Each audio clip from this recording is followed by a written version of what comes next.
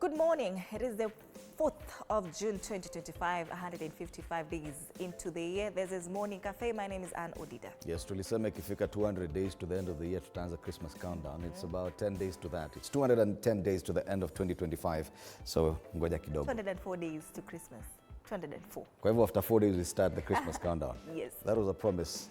And we keep our promises right here on Morning Cafe. My name is Freddie Ndimuli. Karibu sana. All right, let's take a look at the local dailies. We start off with the People Daily. The digital activist who rattled Ruto, yuko hapo. And you'll find that on most of the dailies today. She's also there on the front page of the Standard. State impunity, they call it. Daily Nation, unmasked faces in home buying scams. But the digital activist who rattled Ruto is also there. Natafuta kwingine kwenye yuko. Yes, she's there on the front page of the Star. Pale chini anasema Maraga leads the charge in defense of activist Njeri. But the main story there is Gachagua under fire for calling Mount Kenya MPs foolish. Let her know, ma. Nyinyi ni wajinga sana. That's what he said. Taifa Leo, vinono kwa Raila. Matters business equity lobbies DRC against forced sale of 30% stake. Now these are the dailies that we'll be looking at in a short while. All right. This panel, yes, at least I know this Senator Joe Nyoto will be in studio, Senator Muranga. Duncan Maina Madhenge, after a long hiatus, is back on TV, is an MP Njeri town. Dr. Nabina Bwera, maybe hatafika lakini kuna wengine watakuja. Ngoja tuone ni nani. Tutawaona. All right. Senator Danson Mungatana, I'm told, has confirmed he'll be in the panel, as well as David Kiplagat MP, Soy constituency. So tuko covered. Tuko covered. Iko balanced. All right, today's Relationship Wednesday kama kawa. Anasema dating is dead apparently. Sai watu wanaingia into relationship immediately. There's no dating. Why? Siku hizi nasikia kwanza Gen Z, there's no dating. Hakuna masaa. Hawana masaa. Hakuna masaa. Hey, one time. So that's what we'll be talking about with this great panel here, of course, of Gen Zs and millennials. Ama sijui ni mimi ndo millennial kwa panel. Nafikiri wewe ndo millennial, lao watu wanakaa Gen Z. All right, watatuambia why they're not dating anymore.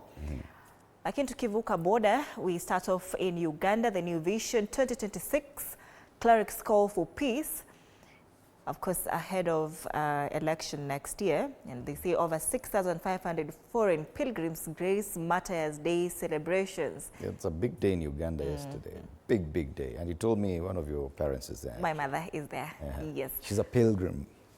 Well, okay. She's a pilgrim, yes. Sawa sawa. Na hii story imekuwa covered in pages 4 to 8. That much coverage. You know, when our brothers from the Muslim faith go to the Hajj, now a lot of Catholics go to Uganda for this pilgrimage in honor of the martyrs. Also, they go to Hajj, not Makkah? Or both? Okay. Ndio hiyo bad. All right. There's a photo here, of course, of the President Yoweri Museveni here with the clerics as well. And this is the Vice President, Jessica Achugo or someone, still there with the clerics. So main story here in the New Vision is, of course, a call for peace from the clerics ahead of the 2026 general polls in Uganda. Other stories here, how UPDF foiled Munyonyo terrorist attack and 13 soldiers detained after attack on police. This Munyonyo terrorist attack is what features on the front page of the Daily Monitor, I think. City explosion triggers queries. The announcement by the UPDF that they had neutralized suspected terrorists after a blast killed 2.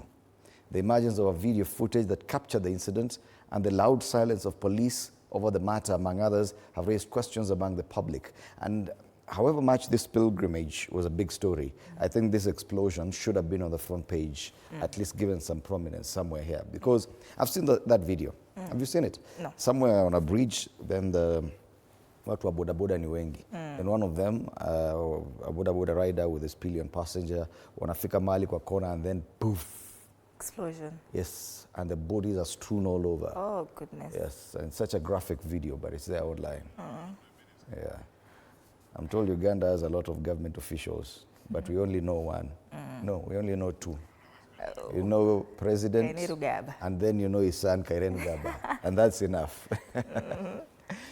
Pale chini masuala ya the pilgrimage to kuanahitaji ni Munyonyo ama ndio wapi.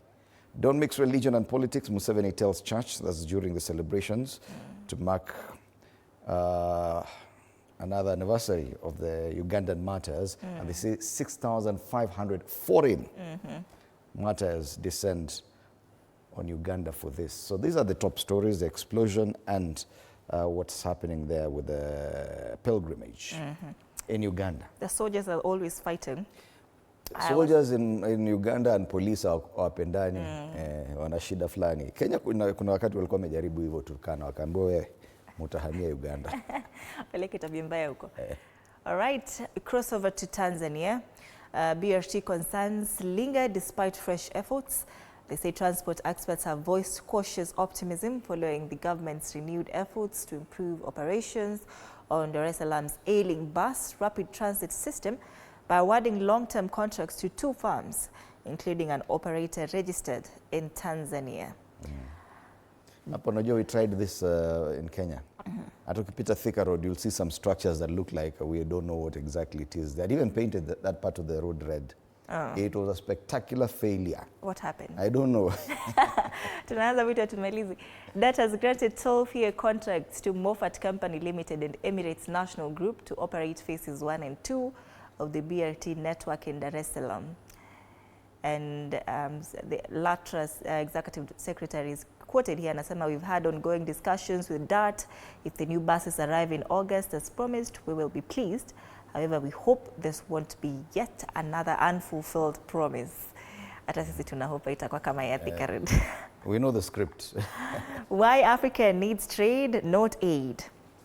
And in an exclusive interview with this newspaper, the UK's Trade Commissioner for Africa, John Humphrey, shared his perspective on Africa's growing role in the global economy, emphasizing the continent's vast potential while addressing the structural barriers that continue to impede progress.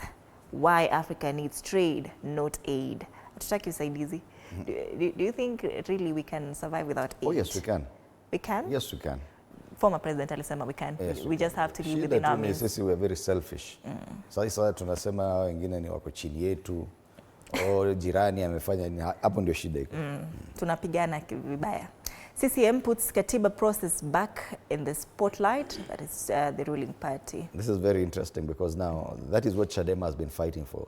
Reforms and constitutional reforms. Wanasema no reforms, no elections. But is there really time to consider this before October? So CCM wanasema tu ndio tutashughulikia, lakini mtupatie mandate alafu tashughulikia.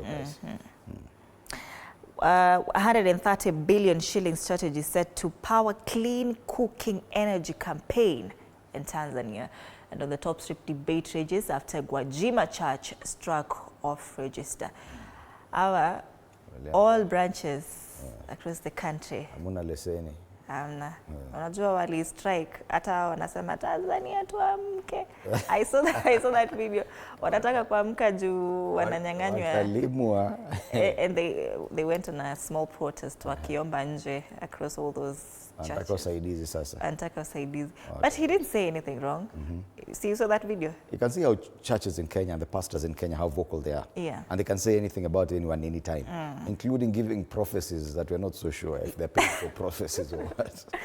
What he said, alisema, you know, there are a lot of abductions in Tanzania, a lot of killings, na watu hawajui nani mwingine ako in the kafungwa. Endo useme hizo vitu kwa Kenya. Kwenye gazeti la Mwananchi masuala sema hapa ni kizungumkuti. Serikali, askofu Gwajima, ngoma bado ngumu. Polisi wavamia kanisani, waumini wasimulia yaliyowapitia.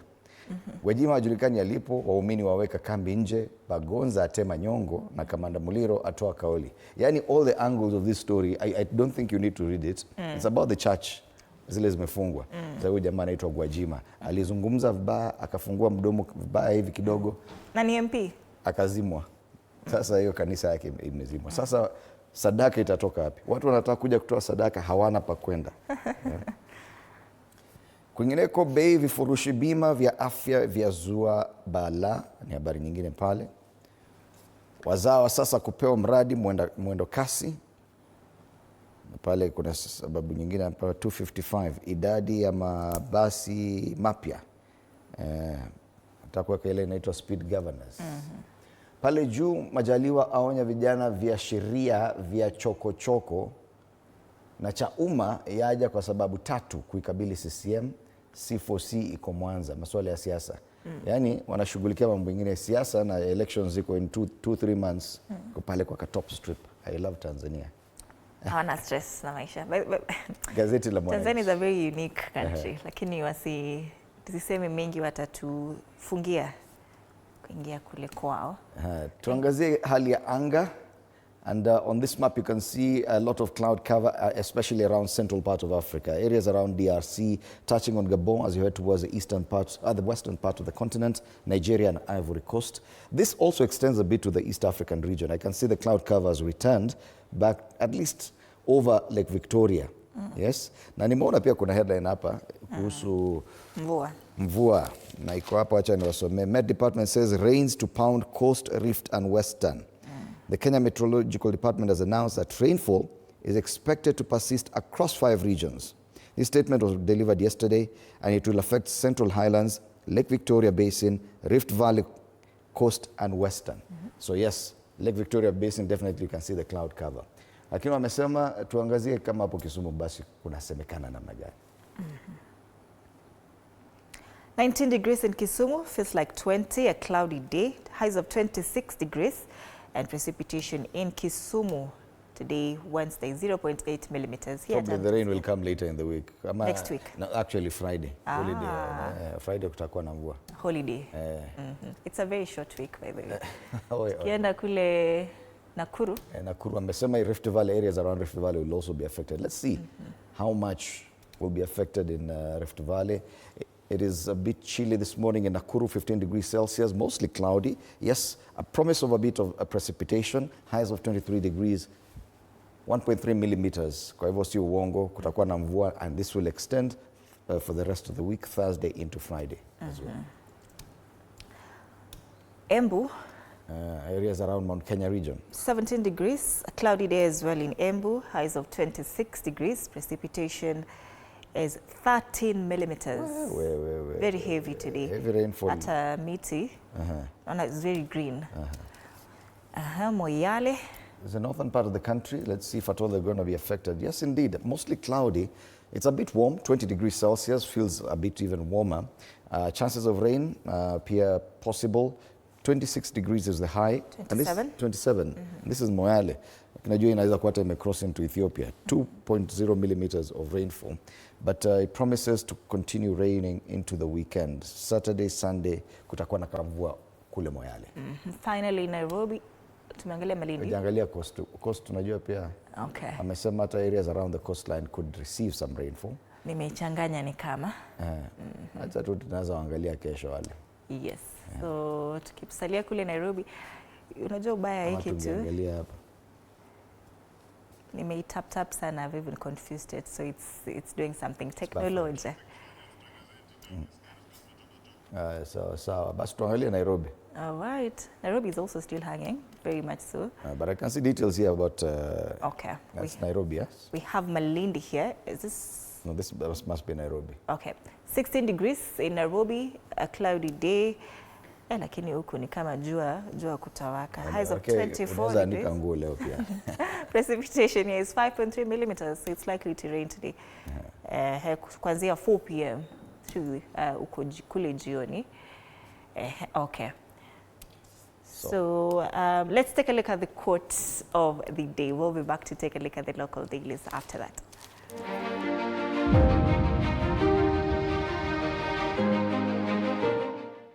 Take the attitude of a student. Never be too big to ask questions, never too much to learn something new.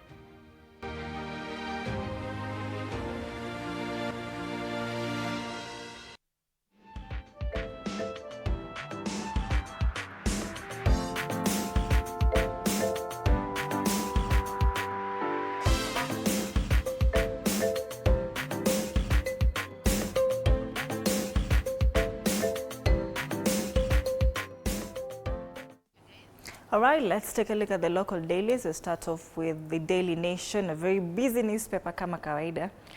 Unmasked faces in home buying scams is the main story here. Anasema Kenyans in diaspora in particular are being lured into property investments back home, only to later discover they sank millions into bogus schemes. More depressing is the plight of retiring workers who believed they were investing in post-retirement homes only to find stalled structures in thickets. The network. You can imagine that. Wanasema some investors paid 6 million shillings, but the houses are incomplete 6 years later. So hii pesa wanapatia nani? Ameweka sura za watu kadhaa pale, wanasema hawa ndio kama wanaelewa hii biashara. These are network. The evolution of these real estate companies have an interesting connection. Officials of a company accused of taking millions from investors for no houses delivered moved to another firm that continues with the trade. Wako hapa Mr. Patrick Muchoki, the managing director of Mahiga Homes Limited, that is accused of taking millions from investors without delivering houses. Egidio Kinyanjui, managing director of Wellstones Homes, was a sales manager of BAMBA Homes that left investors in tears. BAMBA Homes, I remember that one. Yes. And Peter Nyaga, the managing director of Certified Homes Limited, was the chief executive officer of Mahiga Homes Limited. Hey. Unajua wanakwanga wanasema those guys who go to Saudi Arabia for work, now they send money to wanatumia hizi kampuni wajenge nyumba. So you stay in Saudi Arabia in very deplorable conditions because you're sacrificing everything. You come back home, unajua niko na at least, if nothing else, I have a mansion somewhere. Niko na nyumba ya kifahari. Unakuja unapata tu ni mawe pale chini kwa thicket. Butwa inakungoja hapo. Butwa inakungoja tu, ushampigwa na butwa. Butwa anakuja. Ukishika ndege unaona butwa kigogo kwa shauri yako. Okay. Other stories here. End of an era at TSC. The Teacher Service Commission, TSC, has appointed Evelyn Mitei as acting CEO after Dr. Nancy Macharia started terminal leave ahead of her imminent retirement on June 30. TSC has invited qualified candidates to apply for the job. 10 years is the number of years Dr. Macharia has been at the helm of TSC. The law provides for a 5-year term, renewable once. Anti-finance bill activists freed after weekend in police custody.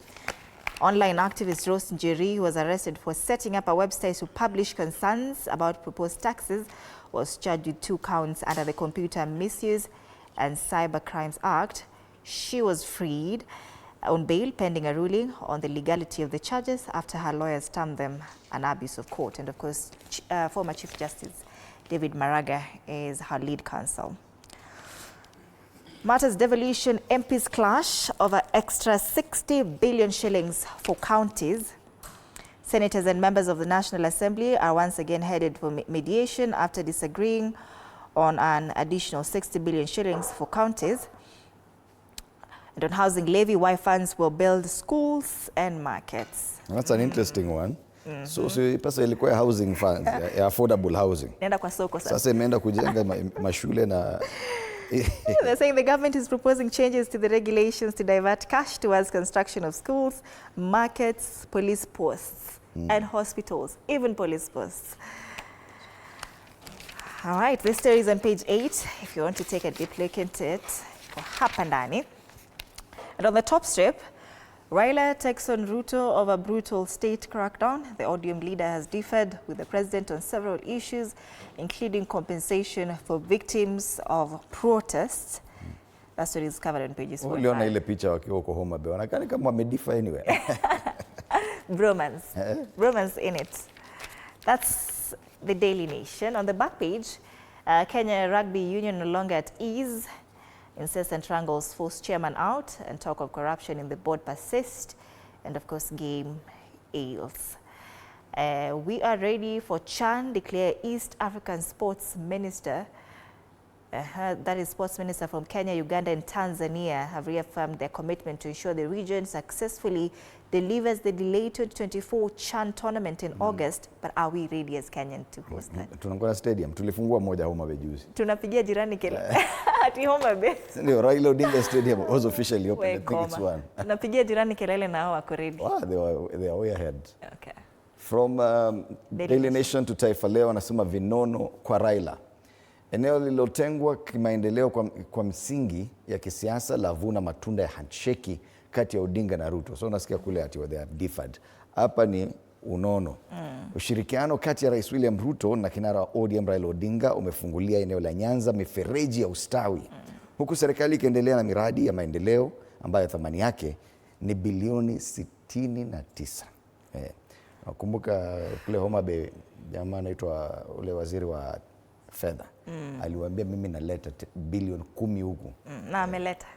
Kwa ukurasa wa mbele wa gazeti hili wameweka baadhi ya miradi ya serikali jumuishi. Kule upande huo moja ni uwanja wa kisiasa wa michezo au wa kisasa wa michezo wa Raila Odinga.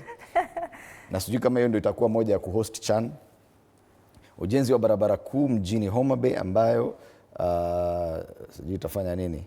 Miradi mingine ya nyumba za gharama nafuu mjini Kisumu, lakini you realize a lot of these things are going to Homa Bay. Yeah? There's a lot that has been taken towards Homa Bay, interestingly.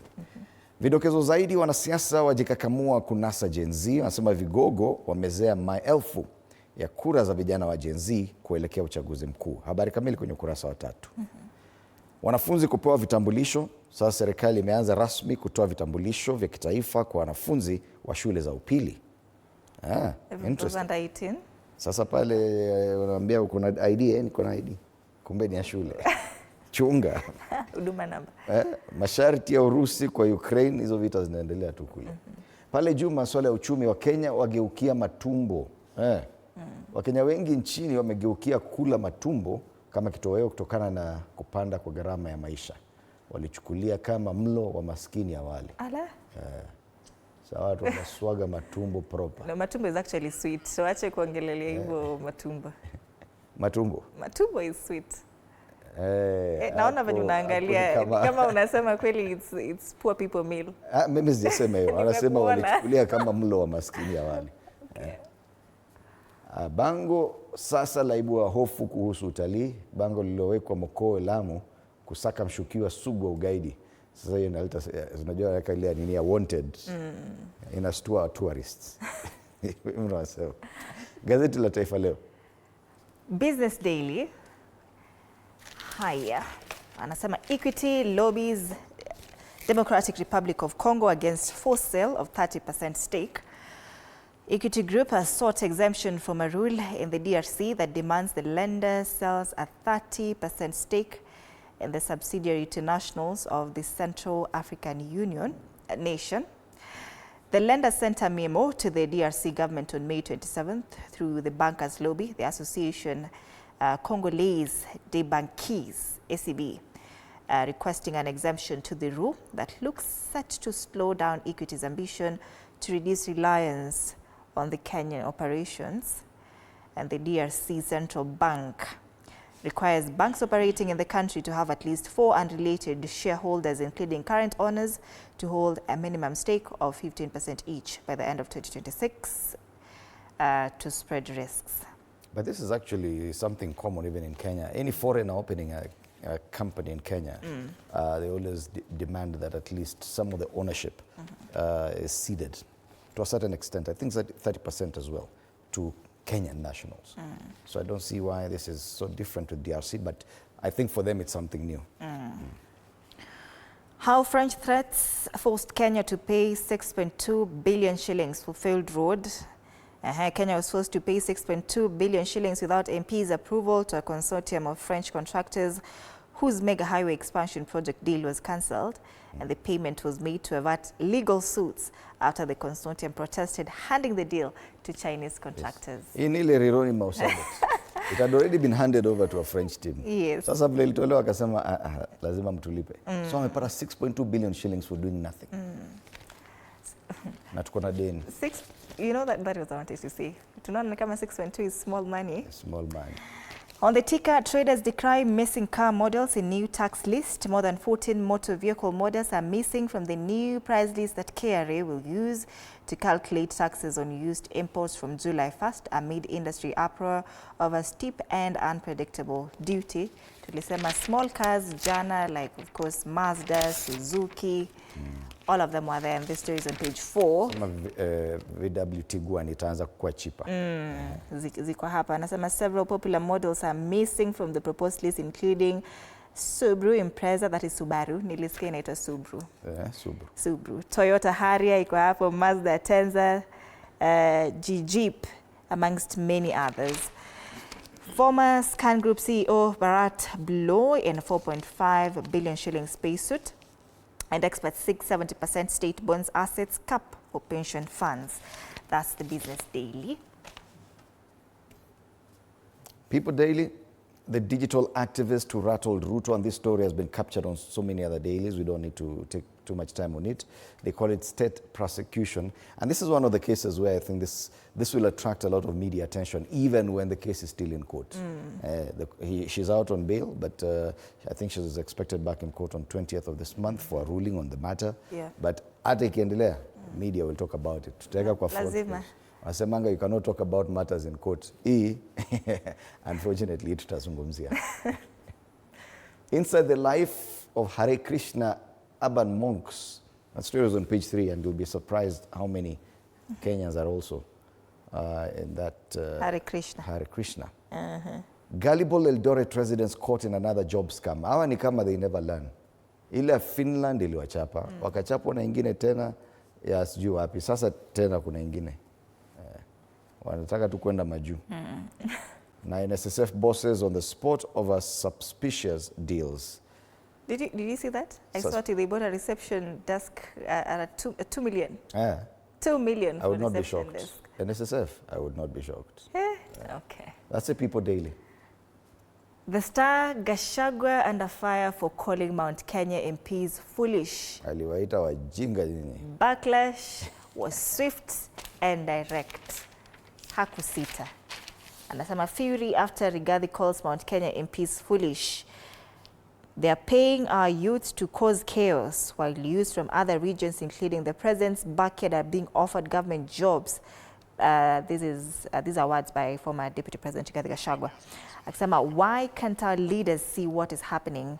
How foolish can they be? But you know, they're reacting too, the reaction is a bit too much. There's too much ado about nothing. Alisema tu wenyewe ni mafala. The leaders are here. Nominated MP Sabina Chege was here yesterday. She's quoted here saying, why should he insult MPs because they are not agreeing with him? He's very selfish. Alisema hiyo jana hapa. Alisema hapa. Okay.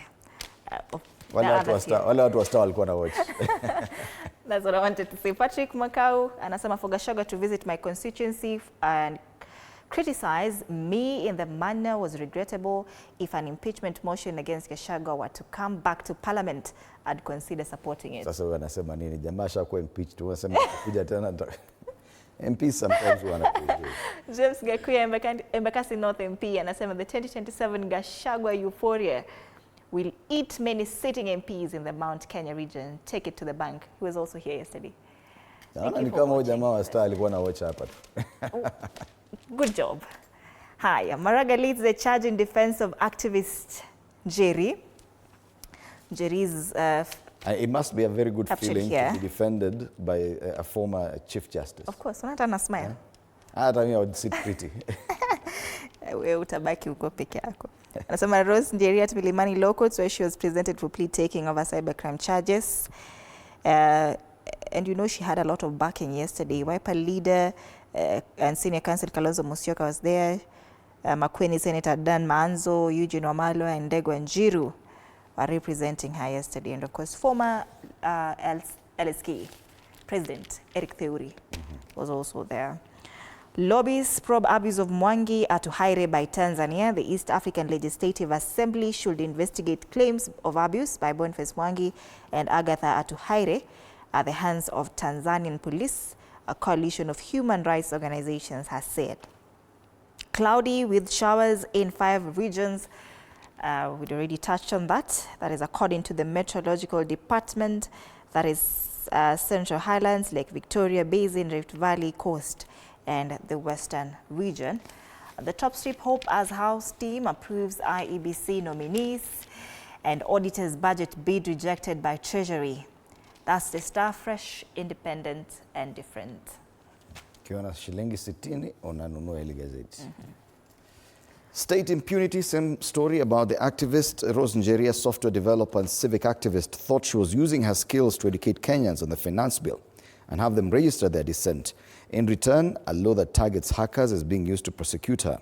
Her arrest and arraignment has lawyers and critics up in arms, accusing the state of weaponizing cybercrime laws to silence digital activism and public participation. All eyes are on the judiciary for June 20th to see where hacking starts and dissent stops. Ukiangalia ile charge ilikuwa ati misusing misusing a machine. Asema on the 19th, no, unauthorized interference with computer system contrary to section 16. Unauthorized. Kwa hivyo wewe ukijaribu kufungua hata WhatsApp group, ujue hiyo pia inaweza kuwa unauthorized abuse of a mobile system. Unasumbua MPs. Yes. That's the main story there. The quick highlights: Nancy Macharia leaves TSC. Tumeona party launch problems for Gachagua. Alinyimwa license. He wanted to launch his party officially now at Kasarani. Menyimwa hiyo license. Ameambiwa hapana huku. Why though? And he's a Kenyan citizen. Anyway. Well, it's the mambo yao. The mambo ya siasa. I'm trying to see any other interesting story. Ruto's secret Somaliland meeting sparks storm over foreign policy, another foreign policy issue. Now, you know, Somaliland is a breakaway from Somalia. We officially recognize Somalia. We are not supposed to recognize Somaliland. Yeah? Lakini ni kama president wa Somaliland alikuja Kenya na wakakutana wakaongea mambo mingi. State House did not post those photos. But wale wa Somaliland walianika zote wakasema tulikuwa huko na tukaongea. Imeleta shida deadly. All right. The story, yes, crisis in UDA, infighting, power rifts and defections shake the ruling party. Chairperson Cecily Mbarira alikuwa amekasirika sana over the weekend. Akasema takutana mundu humundu. I think we'll be discussing this with my panelists. Do stand by for that. Kule nyuma, team ndogondogo, naona kuna mtu anaitwa Bruno Fernandes ni kama hajafurahia sana. But yuko kwa back page. All right. Let's take a look at the caricatures now. This is the Standard. So the Standard talks about the budget making process. Kalamu ni moja, tunaandika budget. National Treasury iko hapa, lakini global lenders are the ones determining what we are doing for the budget. Sisi tunajaribu kufikiria na hii yellow na green, lakini sio sisi. Ni wale IMF ndio wanatuambia. Wanatusaidia hapo. The Star, of course, matters budget bado. Anti-Finance Bill 2025. Inawaka moto hapo, lakini there's somebody there. Wanamwagia maji haraka haraka. Some we can't take chances this year. Yes, we're a bit too sensitive with the finance bill. We can't afford. Yes, you are abusing your computers. So this is a Daily Nation, and this is that foreign policy issue you're talking about. Somalia versus Somaliland. President William Ruto trying to shake both. They cannot see eye to eye because this president of Somaliland is breaking away from the main Somalia. Raila Odinga pia is a strong supporter of Somaliland. So hapo kuna shida ingine. Tayari tuko Sudan kuna shida. Tanzania kuna shida. Tutaenda wapi sisi? That's a People Daily. That's a Daily Nation. People Daily. Oh, that's a Daily Nation. People Daily ndio hii sasa. Government and opposition, watu wawili wako caricatured here. The president. Ni mtu mmoja na vichwa viwili. Mwili ni ya Raila Odinga. Lakini amevaa yellow na green. Anasema, okay, the president saying I can't see my opponent anywhere. And Raila anasema me too. The shadow boxing too. Rumble in the jungle, government versus opposition, lakini wanasema there's no opponent. Yes. All right. State of the Nation. Senators Joe Nyoto, Danson Mungatana, and MPs Duncan Maina Madenge and David Kiplagat will be in studio for that. Do stand by. Tulikuwa tuangalie masuala ya traffic. Sijui kama kuna wakati. Okay, we'll be having this conversation on dating is dead, Gen Z versus millennial. Let's take a look at, the traffic situations haraka haraka. Na hii niko sure tu nitaona shida tu pale kawaida Pangani interchange ni kama kawaida nilikwambia. Now you see, it has really affected even Kiambu. Kiambu, it's going as far back as the DCI headquarters. Sasa hapo kutakuwa na shida. If you're using Kiambu Road, Pangani interchange is building nicely. Kule kwingine on Thika Road, it has gone as far back as the Utalii Drift Pale Survey. So a bit of slowdown there. Outer Ring Road, just as you get closer to Allsops, there's a long stretch hapo karibu Kiamaiko. Pale kuna kuanga na slaughterhouse. Huko kwingine hakuna shida kubwa sana, but pale further Tasia kama kawaida. Jogoo Road building nicely, areas around Makadara. Once you get into town, it's looking good. Kangundo Road, hawajaamka. It's a bit of yellow, spots of red there, nothing much. So traffic situation in Nairobi, not so bad. Kawaida tu ni pale Pangani and Thika Road. Actually, Thika Road, pale Ruiru, there's a problem. Just a moment, I confirm something here. I know there's no time. But Ruiru, there's a long stretch of red heading towards town. The same is happening here after Kasarani before you get to Garden City. And then again, once you get to Pangani. So Thika Road, kuna shida kidogo leo. But hiyo ni kawaida ya muda kama huu. 35 minutes past the top of the hour. That's the traffic situation. But don't go too far. Interact with us on our socials, TV47 Kenya on Facebook and on YouTube, on X at TV47 News KE. My handle is at @Ann_Dida and the hashtag is MorningCafe. My handle is at Fred Indimuli. See you after the break.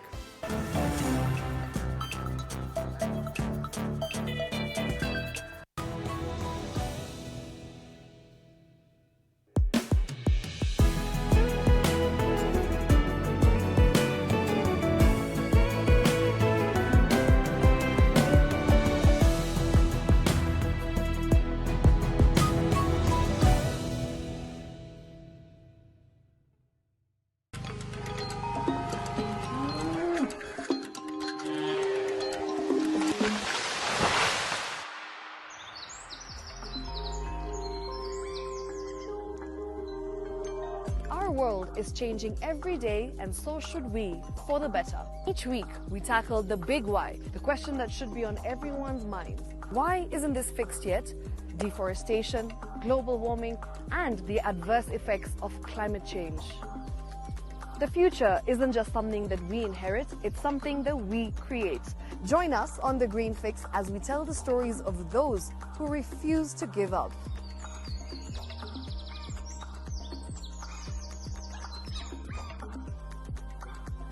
When it comes to fixing the planet, there is no time to waste.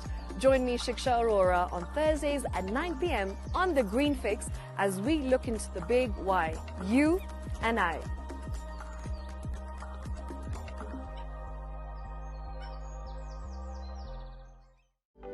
For comprehensive information and education on your health, Body Garage is here. Don't allow anyone to pluck out your good tooth, as long as it is strong and stable. Cancer doesn't start today and you get the symptoms tomorrow. By the time you pick it or the time it is manifesting in you, probably will be there about 5 to 10 years. The eye is the window to the rest of the body. Don't forget to stay hydrated. And of course, you at home do take your water. So the ultimate test is actually you check your urine. Your urine should be clear.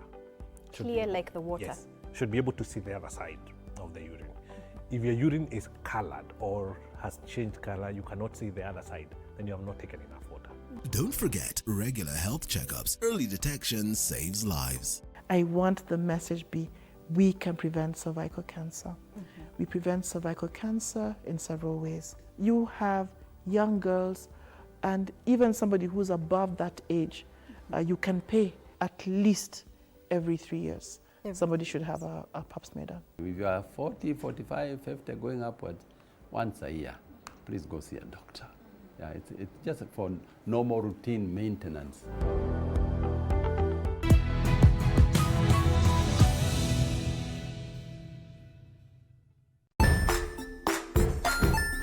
Hey there, friends. Welcome to Kids on the Block, where fun and imagination come alive.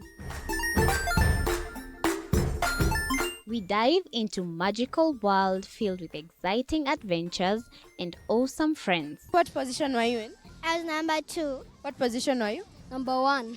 He decided to cross the bridge by his house and look for food on the other side.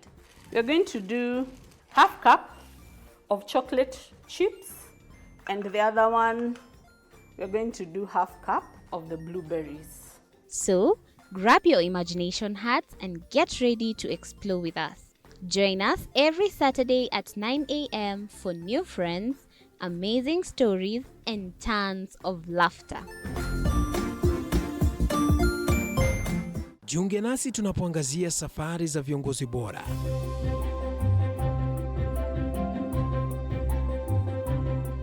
Kutoka kwa ushindi mkubwa hadi masomo magumu. Wakati wetu kwamba wasichana si wa kusoma, ni wa kuolewa, ng'ombe ipatikane, wazazi wakuwe watajiri. Tunashughulikia yote I wish I were a better investor. My parents taught me how to look for things for myself. Tazama Mfahamu Kiongozi, ambapo kila kipindi kimejaa maarifa, mikakati na hadithi za kukuza azma yako. For me to succeed, I have to fight. Kila Alhamisi saa 1:30.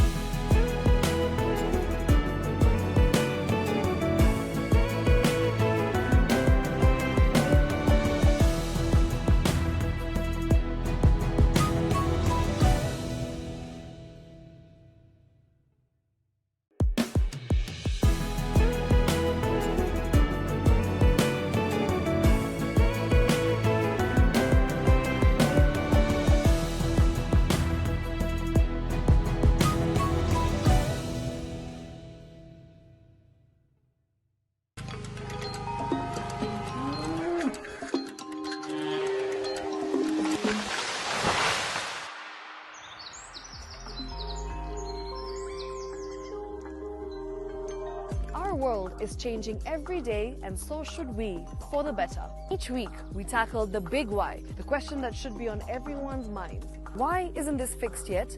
Deforestation, global warming, and the adverse effects of climate change. The future isn't just something that we inherit, it's something that we create.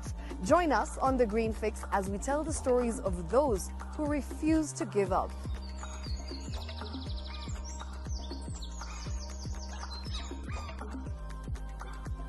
When it comes to fixing the planet, there is no time to waste.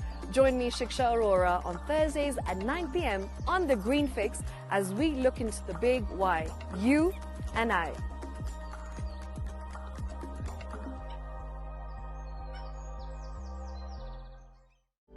For comprehensive information and education on your health, Body Garage is here. Don't allow anyone to pluck out your good tooth, as long as it is strong and stable. Cancer doesn't start today and you get the symptoms tomorrow. By the time you pick it or the time it is manifesting in you, probably will be there about 5 to 10 years. The eye is the window to the rest of the body. Don't forget to stay hydrated. And of course, you at home, do take your water. So the ultimate test is actually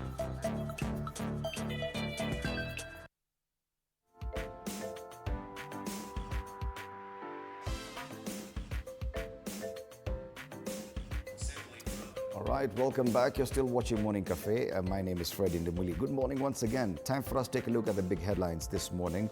And one of the headlines that cuts across all the major dailies today is this one about Njeri, a software developer and civic activist who was arrested and arraigned yesterday but did not take plea. On the Standard, they call it state impunity. On the Daily Nation, they talk about anti-finance bill activist freed after weekend in police custody. It is also featuring on the front page of the People Daily. Not a very good show, even as we continue discussing the Finance Bill 2025 and the Finance Committee of the National Assembly collects views in as far as public participation is concerned. We do have that story as part of those featured here at TV47. Let's watch it. Njeri, software developer and activist, arrived to fully packed to the Brim courtroom ahead of her plea taking today, accused of creating and hosting a website that automatically generated and sent mass emails to the official email address of the National Assembly's Finance Committee, allegedly disrupting the normal functioning of parliamentary systems. With her high-profile legal team led by former Chief Justice David Maraga and Senior Counsel Kalonzo Musyoka, arguing that the charges violate her constitutional rights to freedom of expression and public participation. And wondering whether Rose should be in the dock or should be somewhere where she's being celebrated for having done a wonderful job. That charge is defective. And to the extent of its defect,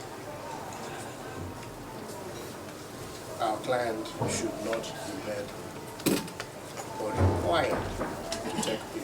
Prosecution led by Principal Prosecutor Victor Owiti maintained that the charges are valid and that the issues raised by the defense should be addressed during trial, not at the preliminary stage. Can that be perceived to amount to interference when Parliament has invited the members of the public to react to the finance bill? The case has sparked debate, with activists calling for Njeri's unconditional release and criticizing the case as a crackdown on dissent and digital activism. Because many people are unhappy, reject the Finance Bill 2025. It is her democratic right, our democratic right. But for today, Njeri was released on a personal bond of 100,000 Kenyan shillings, with the next court date scheduled for June 20th, when the court shall then rule on whether Njeri will enter a plea and how the case will proceed. Sheila Chelangat for TV 47. It is indeed the biggest discussion on all the major dailies this morning. The People Daily calls it the digital activist who rattled Ruto. This morning, we're privileged to have in studio, beginning on my immediate right, David Kiplagat, MP Soi constituency. Karibu sana, Asante. But Kiplagat, next to Bwana Kiplagat, we have Danson Mungatana, Senator Tana River. Good morning, na karibu. Morning. And Duncan Maina Madenge, MP Njeri Town, makes a comeback to TV47 Morning Cafe after such a long time. It's good to have you back in studio. Karibu sana. Thank you, Dumuli. Yes. Gentlemen, a lot of questions being asked about what's happening, especially the discussions around the Finance Bill 2025. I know the country is still very sensitive, especially given the activities and what happened around the similar conversations last year. But do you feel, Bwana Kiplagat, that probably we are being a bit too sensitive on this matter? Okay, I will, thank you, Ndumuli, and good morning to our viewers. I will model my response into two fronts. First, our constitution is very clear on the freedom of expression and freedom of speech and the basic rights for that matter. Secondly is that on public participation, Parliament being the people's representative, you cannot represent the people by not listening to their views. So it's very important that as Parliament, and that is what the Constitution says, we need as much as possible whenever we have topical issues, including the finance bill, which is always a motive in this country, is that we listen to the people as much as possible. So on that front, if the accusation of Njeri emanates from the fact that he created an app to enable people, Kenyans, as much as possible to air their views on the finance bill that has been tabled and currently being undergoing public participation, because currently they are all over the country picking the views. I think that is going overboard. But if what I'm now looking at the charge sheet, because there are two stories, maybe you also need to give us a clear view of what Njeri is being accused of. So if she is being accused of creating an app that enables Kenyans to be able to air their views in a simpler manner, and those views to be able to be received by the clerk of the National Assembly for the transmission to the Finance Committee for consideration, I think for that, I think whoever acted within the security sector acted overboard, or whoever made the allegation acted overboard. But if the allegations, we are looking at the charge sheet, that is including spamming, spamming, creating jams and trying to bring down the system, I think that is criminality. And if that is the charge sheet, then for sure within our laws and also within the international laws, I think that is an offense that is criminal in nature, and it should be charged on it. Okay. Senator, you also serve as an officer of the courts. Many have argued that this charge sheet was defective from the word go. In fact, she could not take plea because of how defective the charge sheet was. Do you agree that probably this was not the right way to approach this conversation? So normally when you are taken to court, the charges are read to you and you're supposed to take a plea to say guilty or not guilty. If you say guilty, the court will convict you on your own plea of guilty, and then after it convicts you, it can sentence you, the court can sentence you immediately or can tell you come tomorrow for sentencing or come next week for sentencing. It gives you a date for sentencing. And when you come for sentencing, now you mitigate. There's the point of saying, no, I have children, I didn't intend, I am sorry, and what and what. And then the court, maybe if you're supposed to be jailed for 6 years maximum, they give you 2 years, they give you 6 months, depending on how you did mitigation. When you say not guilty, then the court sets a date for hearing. But also, a lawyer can come and argue that the very charge under which you have been taken to court is defective. Now, most people don't like that kind of argument because it means essentially that you spend more time in custody. But lucky for her, the court was very, merciful, in my opinion, because they gave her a free bond. A free bond means you just sign and you say that you will be available in court. In Kenya, most people don't get free bonds. In Kenya, people are given cash bond, so that if you don't, cash bail, if you don't turn up, the cash is gone. Or it's a bond, which means if you don't turn up, the property you have secured will go. So in this case, the court gave a free bond, and the court had arguments from both sides. Yeah, she was charged that there was unauthorized interference with computer system, contrary to Section 16 of the Computer Misuse and Cybercrimes Act. And then the lawyers are saying, her defense team is saying that this is not a charge at all. It's defective. The only thing she did was to create a system that enabled mass emailing to the committee. So she hasn't committed any crime. Now, and then they went on to argue that no, this is not the intention of that Section 16. This is supposed to be for hackers, but she didn't hack. She just created an enabling system. So she has not committed any crime. So she should not, in the first place, be charged. Now, like I've said, many people don't attack the charge sheet. Most people, they say not guilty, and then they fight the actual case. Now, if you attack the charge sheet, the advantage is that if the court should find your arguments acceptable, then you are released. The disadvantage is that you can be rearrested immediately upon release, and the charge sheet, and then you are brought, so the process starts afresh. The other way is that once you have, alerted the prosecution that your charge sheet, his charge sheet has a defect, then he has a right to amend it and bring proper charges because you are still under his custody. So I think it's a decision the defense team has to make. For me, normally, for me and I think many other lawyers, once you note that the charge sheet is wrong, you take a hearing date and you take a few witnesses and you dismiss the charge or no case to answer, because the charge itself is not supported even by the particulars of the charge sheet.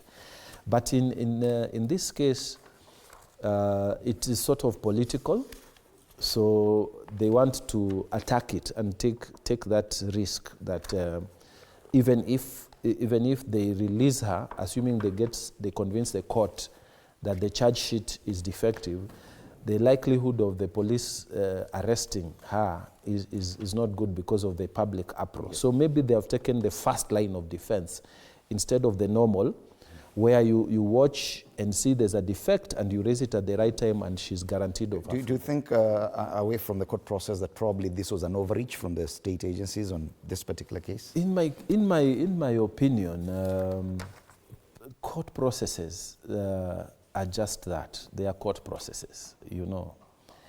And we live in a democratic system in this country where institutions are not, you know, they can operate the way they want. Just like the other day, we were here discussing about a member of parliament who brought in an act of parliament, and the allegations in the media, social media and so on, was that Mheshimiwa wanted to muzzle people in terms of freedoms of expression, because he was talking about content in social media. So this is an institution called Parliament. Someone who is exercising her rightful role, Honorable Kaitani, was saying, we need to check something in this social media. But the reaction from the public is, no, you are using your power to try and control us in the social media. Now, in this case, the institution of police feel there's a problem. Why are we getting so many emails that are jamming the system? So they have gone to court under whatever the section that they believe would get them a conviction, okay? So that is another institution. But there's also another institution called the judiciary, and they will deal with the interpretation of the law. Okay. From where I sit, I think testing the law is something that is progressive.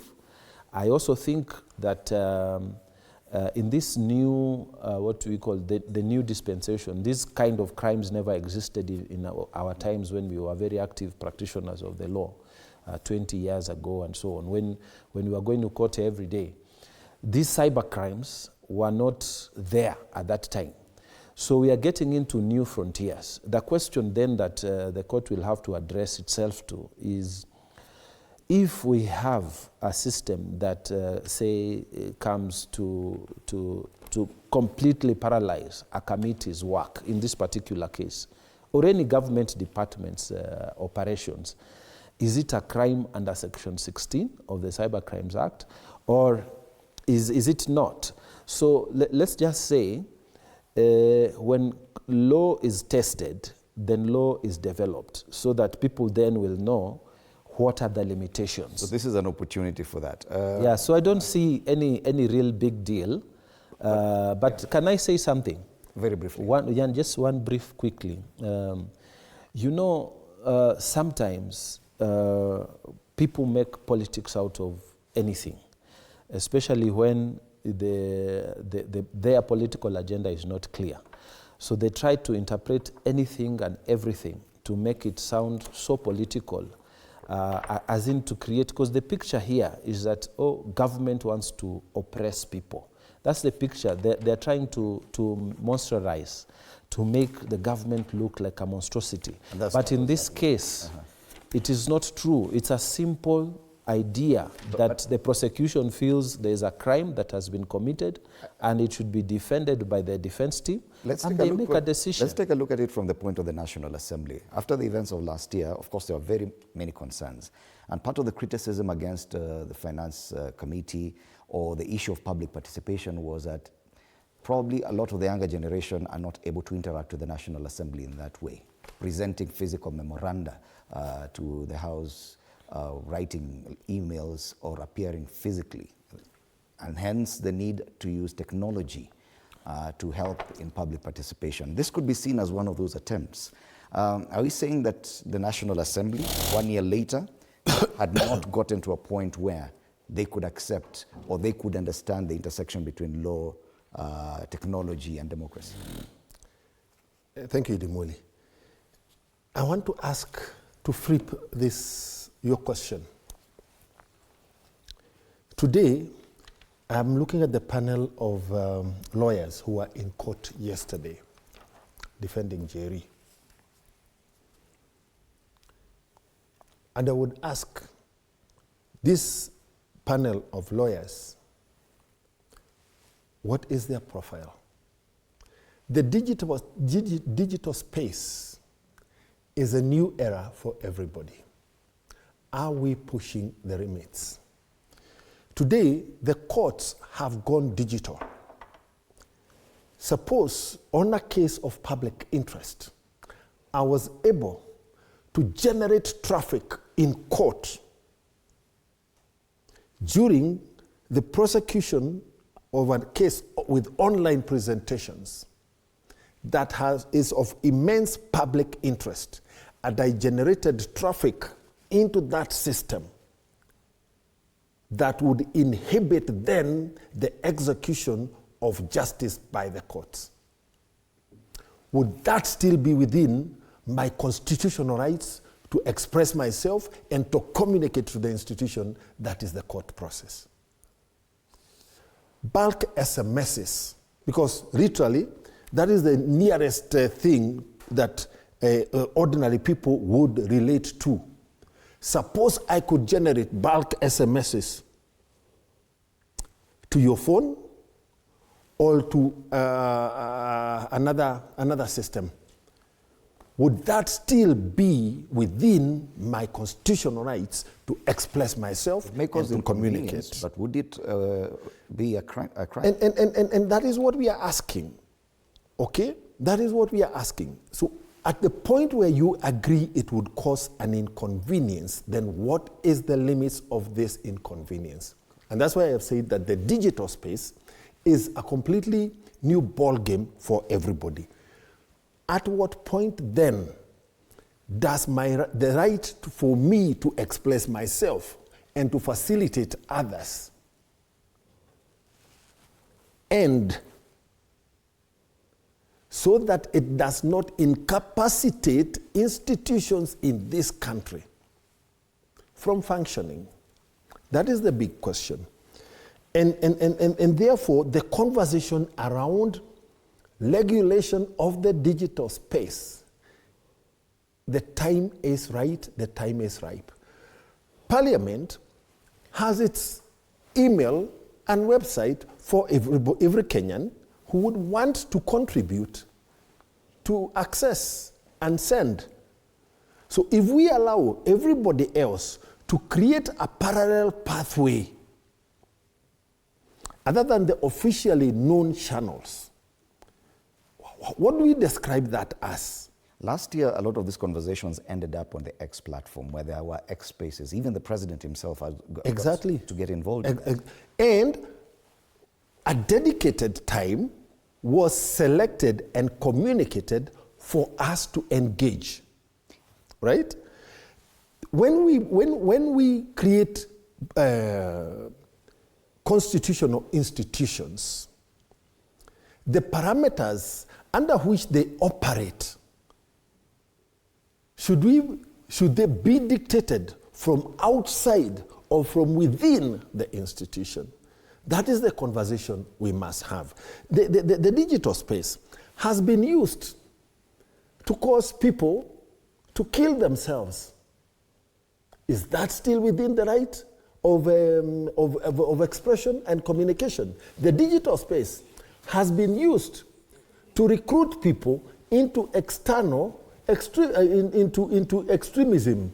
Is that still within the right to express myself and to communicate? The digital space has been used to recruit young, innocent children who have these communication gadgets for convenience, communication between families, to recruit them into areas that strictly are adult when they have not attained the age. Is still that within the realm of the constitutional guarantee to express myself and to communicate? Is failure the Njeri's case will help this country begin to draw the parameters within which the digitization, inevitable as it is, will operate within parameters of decorum. I'm thinking the parameters you're talking about, probably legislative parameters, which is a role of the National Assembly. Including registration, but most importantly, when you go to the media space, right? We have the Association of the Media Council, which is a self-regulating first stop for the industry issuing guidelines. Okay. So what are the guidelines in the digital space? Okay. And then who then, at what point does this country get into that space and regulate? Allow me to welcome Senator Nyoto to the debate. Joe Nyoto is Senator Murang'a County. Karibu sana. I'll draw your attention to the cartoon on the Standard, and my director, if you can show us this. It shows someone with handcuffs and a sprinkler pouring water on the anti-finance bill 2025, saying we can't take chances this year. Points to a level of probably sensitivity on the approach to any discussions around the finance bill, given our experience from last year. Do you agree that probably even the security agencies are a bit too sensitive on this matter? Thank you, Fred, and sorry I came in later a little. But just before I get to the cartoon, allow me to make a comment on what I found my colleagues debating. And this is Rose Njeri's case. And I think we need to ask ourselves, without getting too technical, because the submissions that I've heard from my colleagues were a little technical. And I think it's not so much about the technicalities or about what happens in the digital space. Fred, I think we should ask ourselves. This young lady is being prosecuted under the hacking laws.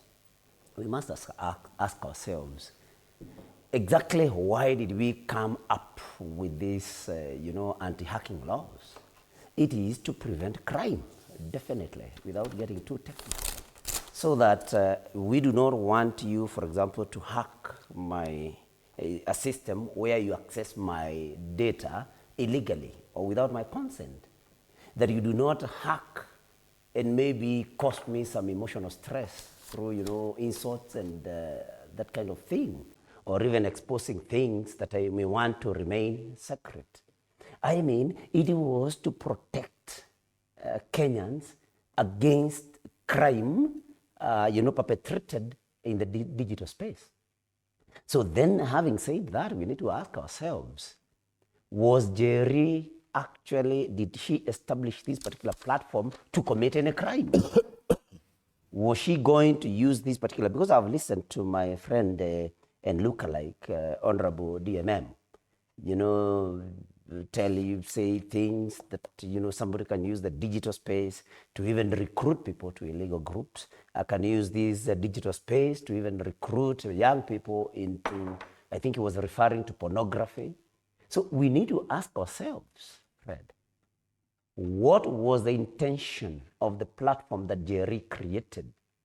Did she have, and I think that is what the lawyers should, supporting this particular case, especially on the side of the prosecution, should be able to prove to people, I mean, was there any ill intention? Was there any intent to commit any crime? Or she was just trying to be a patriotic Kenyan, where she would educate people about the finance bill, which is, everybody has a right to discuss, and for people to give their views, because that is what I understand Njeri was trying to do.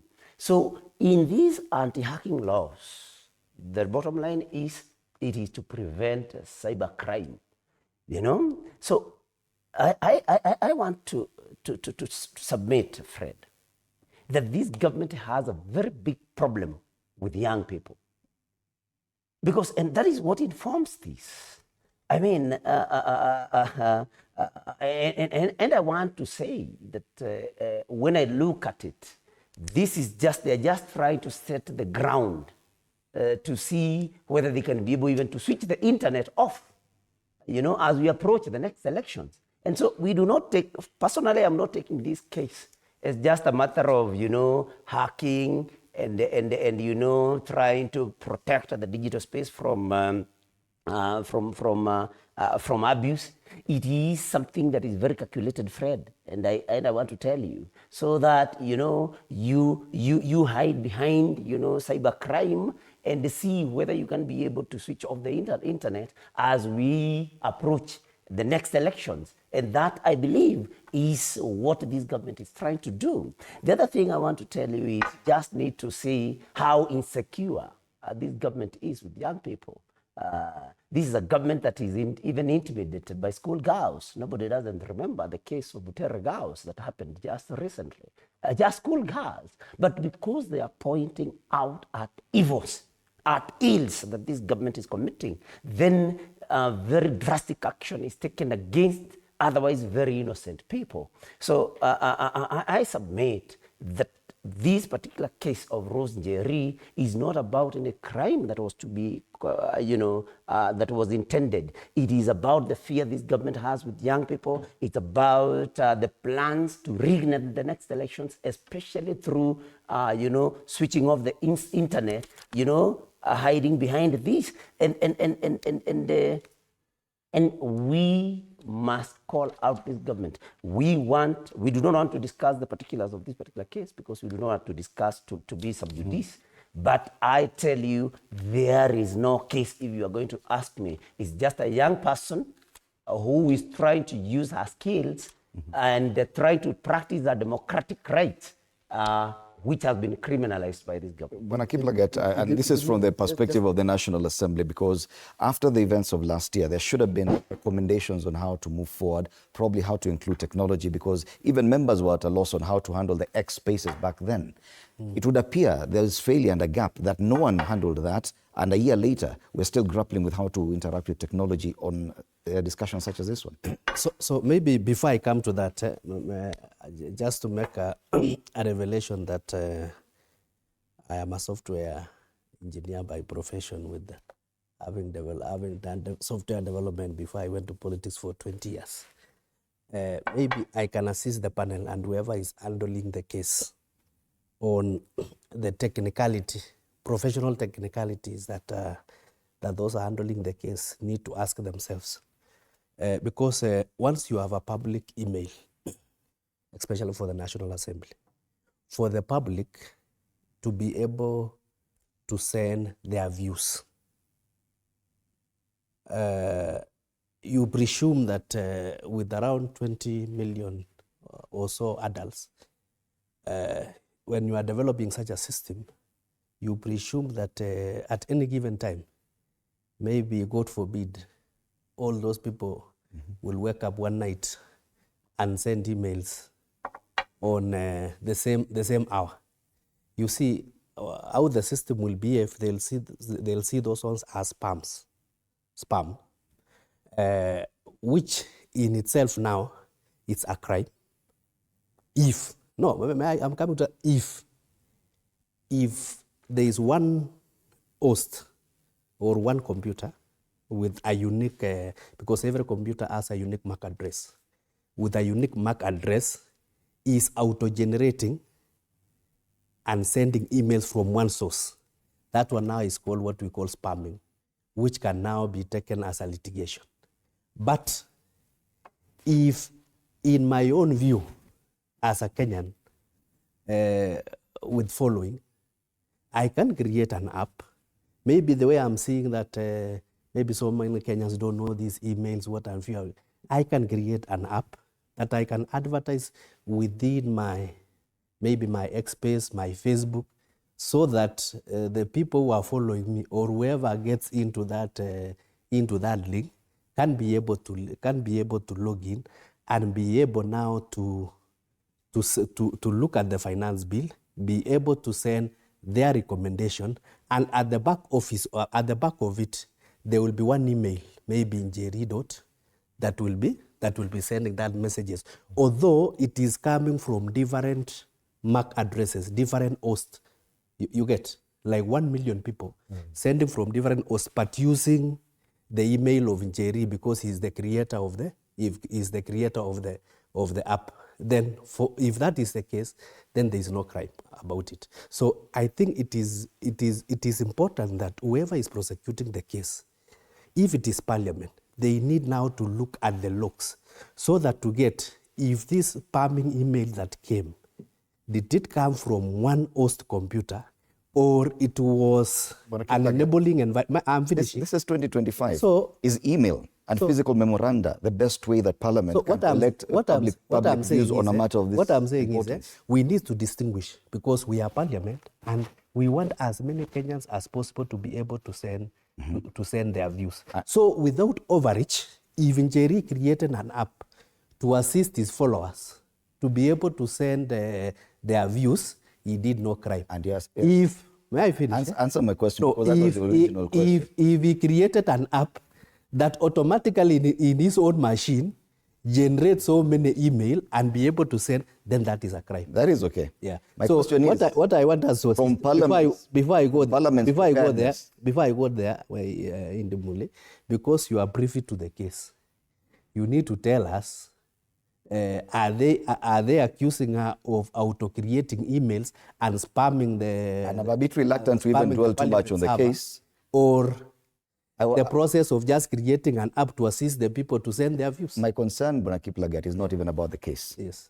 It's about Parliament's ability to collect public views. This is 2025. There's a lot of technology available. Sending physical memoranda or just having one email address, when you said there's a possibility of 25 million people who'd be willing to give their views, is that the best preparedness that the Finance Committee Of course, that is not the best. What I can say is that we need, as Parliament, to be able to enhance the technologies that are there so that we make the life of people communicating and sending their views to Parliament to be as easy as possible. And these were the recommendations that we did after the 2024, because we also found out from nowhere that there is an X-space that becomes like a rally of youths, that youths join in millions and they are able to communicate via voice until it even forced the head of state to be able to join that space and be able to communicate with them. I think as people's representative, it is the role of Parliament to make sure that they always dynamically change with the times that are there. But you agree they failed, at least for the last 1 year they've not done. What I'm saying is that they need, because you're also developing a system is not an Ari Christina kind of...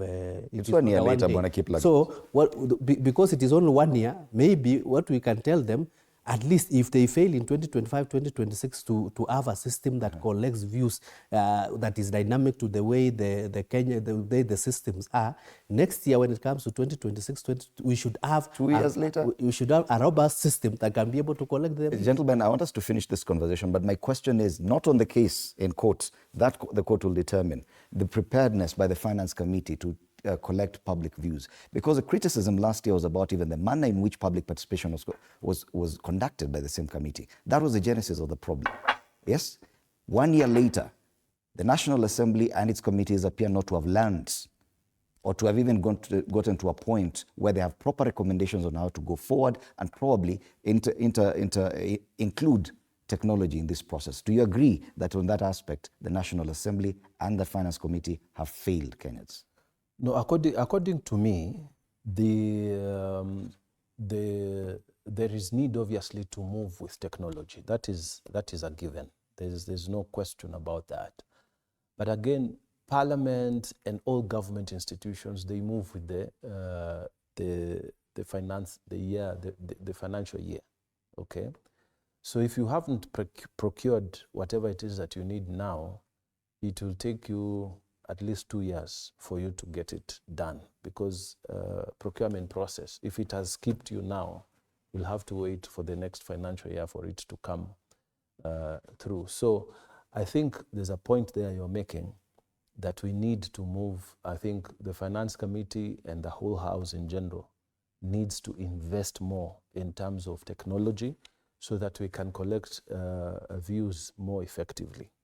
But just to make one quick point to finish that point, as you're saying, I think this case ought to go to trial without making the merits or demerits of it on this space.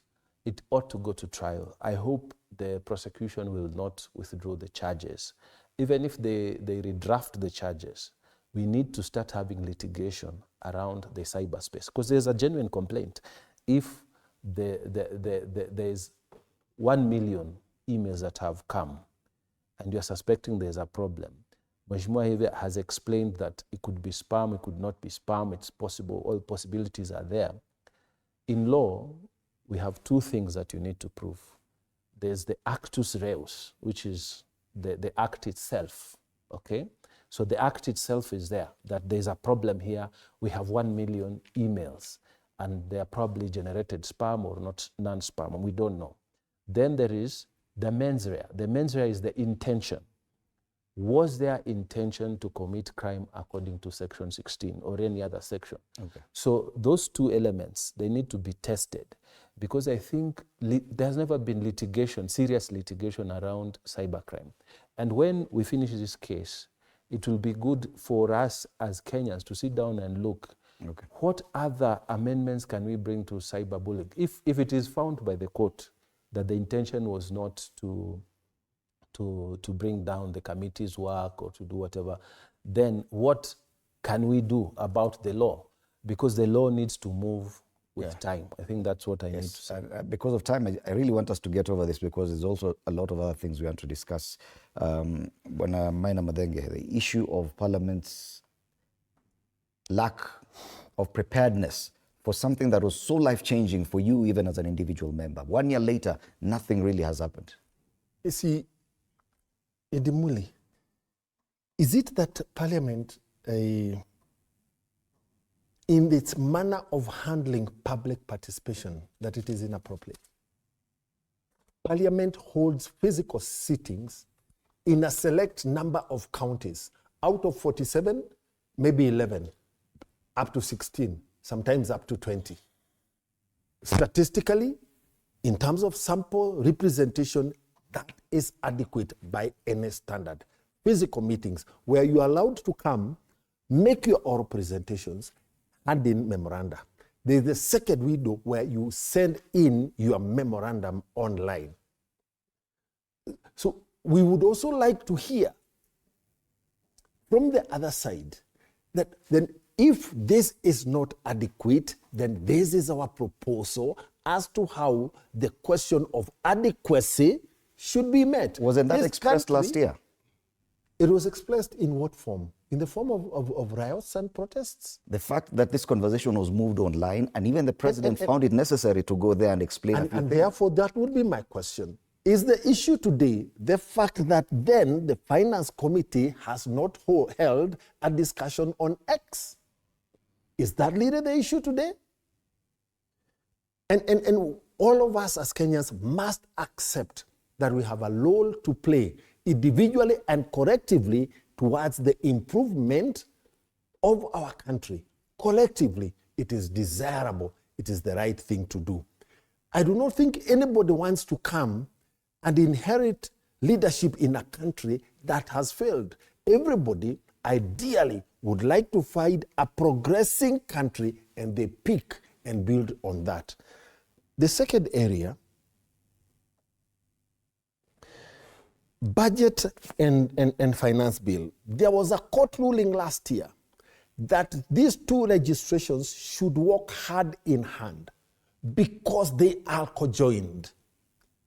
These bills and legislations have also both constitutional and legal timelines.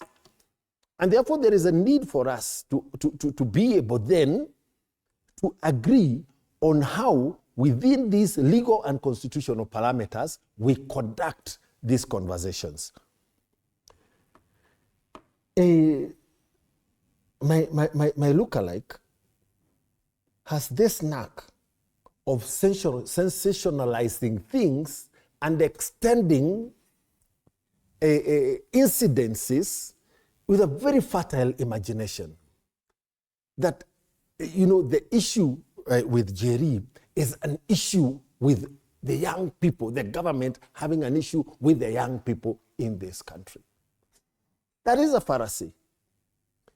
You know, that the issue of Njeri is an attempt to disable the internet. this thing of extrapolating beyond issues beyond every imaginable scenario is actually one of the biggest problems we are having in this country. So that when Joe Nyoto is arrested in Murang'a because of an issue that is clearly being demonstrated as a contravention of existing laws, he wants to say the Murang'a people are being persecuted. This government doesn't like us. We must disallow this knack and developing pattern and trend by politicians to go and hide behind the constituency of the young people, the constituency of my region. All right. We must learn to take responsibility for our actions and our utterances. The court is there to ensure that within the limits permitted by law, even the government cannot extend beyond this limit. Okay. That is why, that's the beauty of us having the court and the court process. Senator Nyoto, let's finish this debate. Thank you, Fred. And please, you know, I have 3 pro-government panelists against myself. So please be also, give me a little more. This debate was not about... Yeah. No. I'm just saying that because... I'm just saying that because... I mean... When we get to the politics, fine, I'll make that consideration. Fine. I think the question that you have asked... I think this issue is non-political. The question that you have asked, they cannot say it's non-political when actually the whole thing about Njeri is political. And if given time, I can be able to demonstrate that. So they cannot dismiss it as a purely legal matter. Because if indeed it was, then only Senator Mugatana had the right to be here. You should have called lawyers if it was a purely legal matter. So let them not interrupt my line of thinking. Okay, Senator. I really want us to finish. I'm a well-mannered, there's a different a well-mannered politician and a well-mannered Christian. And that's why you'll never hear me, interjecting when somebody is talking. And I pray that those that want to interject may actually learn from me and exercise, patience. So you asked whether, why the National Assembly has not, provided good platforms. They should have learned from last year. And I want to tell you, Fred, I want to tell you that the priorities sometimes of the National Assembly are lopsided because such are the things that the National Assembly should be discussing, that we now have a finance bill 2025 that is upcoming. And we need to, to accommodate technology in submission of memoranda or submission of views from Kenyans, especially the young people, who are the majority, in the Kenyan population, and whom, if every death was going to be natural, who have a longer time to live in Kenya than the older generation. And so I think their concerns should be taken even more seriously because they have a longer time. If you are borrowing money today, they are the people that are going to service these debts for the longest. And so instead of Parliament, Parliament and the National Assembly in this particular matter, instead of investing all the time it has on such important matters, this is a house that sets aside about an hour, I think about 2 hours, to just insult regarding Gachagua when there are such important matters. And so I think what we should be thinking about is the priorities of the National Assembly. Are they prioritizing important business, as opposed to politics and that kind of thing? So public participation, even as I've been accused by my look-alike here, to be that I'm sensational in everything that I say. But, this finance bill and why government is trying to see to it that the young people do not participate in the manner which Njeri wanted them to participate is because, of course, the events of last year that emanated from a mismanaged finance bill. And so the government is scared That is why these things have to happen. But I want to tell my friend DMM, my lookalike, that imagination is not illegal. And so he should not come here and accuse me of extending imagination to... Imagination is not illegal. And when we imagine, Fred, I want to tell my friend, when we imagine because we know what has happened. We have been living here. We have some history. We have seen, and I can tell you, Fred, whatever motivated the formation of broad-based government, first of all, it was born out of the discontentment of the young people in 2024. The second agenda, and why we cannot accuse people of trying to, of being, of extending imagination. The second agenda was to kick out Rigathi Gachagua. And so numbers had to be gotten. So it started, the impeachment of Rigathi Gachagua was effected in October. But the ground was laid right from June, when ODM was now brought into on board. So when I tell you, when I submit here that what is happening to Njeri could be laying ground, I've said it could be a way of laying ground to have excuses to switch off the internet in 2027. I'm not coming from nowhere. Okay. Look at, and I'm responding to his allegation against me. Look at Cecily Barire, who was accused of, failing to contain heckling against the president in her county, and she is the UDA chair. And you have seen the heat that is coming. I can tell you, and DMM should come here next and tell you that my imagination comes through. Cecily Barire is on her way out. And the ground was laid that day, I think it was around December, when the deputy president told her that she could have behaved better than allowed the president not to be heckled in her county. So these things are planned. Okay. And the grounds are laid well in advance. So let him not tell you that I'm trying to imagine things here and I'm sensational. Okay. There are things we have seen, and he can prove me. When Cecily Barire finally goes, call us here with him. Right. We will come. And I'll tell him, I was not imagining, it is here with us now. Right. It starts early, and then it is executed. It is systemic. Okay. It has precision. They say nothing in politics happens by accident. Let's take a short break. When we come back, we'll see if at all we'll delve into more politics or more legislative matters, because they're quite as important as well. You're watching Morning Cafe.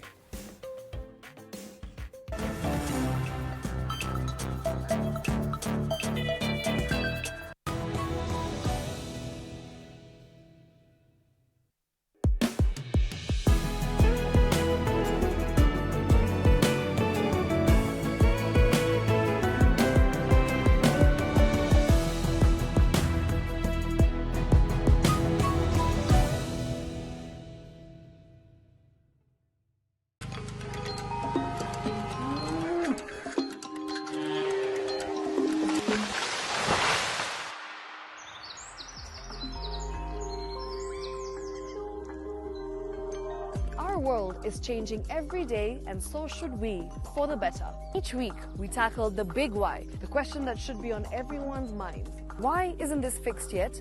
Deforestation, global warming, and the adverse effects of climate change. The future isn't just something that we inherit, it's something that we create. Join us on The Green Fix as we tell the stories of those who refuse to give up.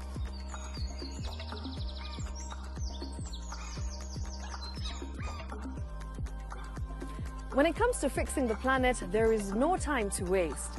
Join me, Shiksha Arora, on Thursdays at 9 p.m. on The Green Fix as we look into the big why, you and I.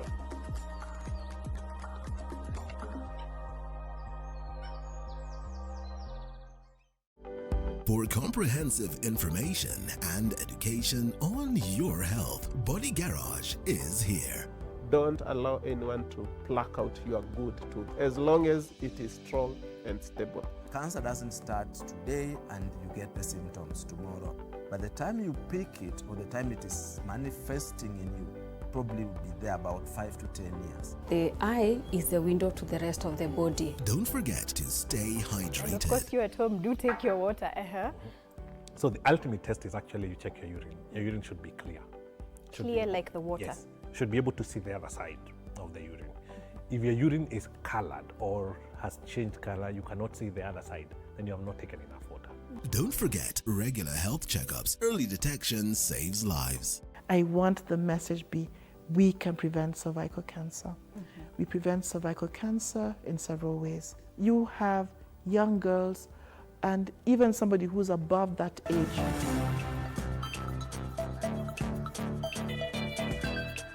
Tumeweka wataalamu wetu wa hesabu na wa economy watuangalilie mambo ya finance bill pahali inafinya wa Kenya.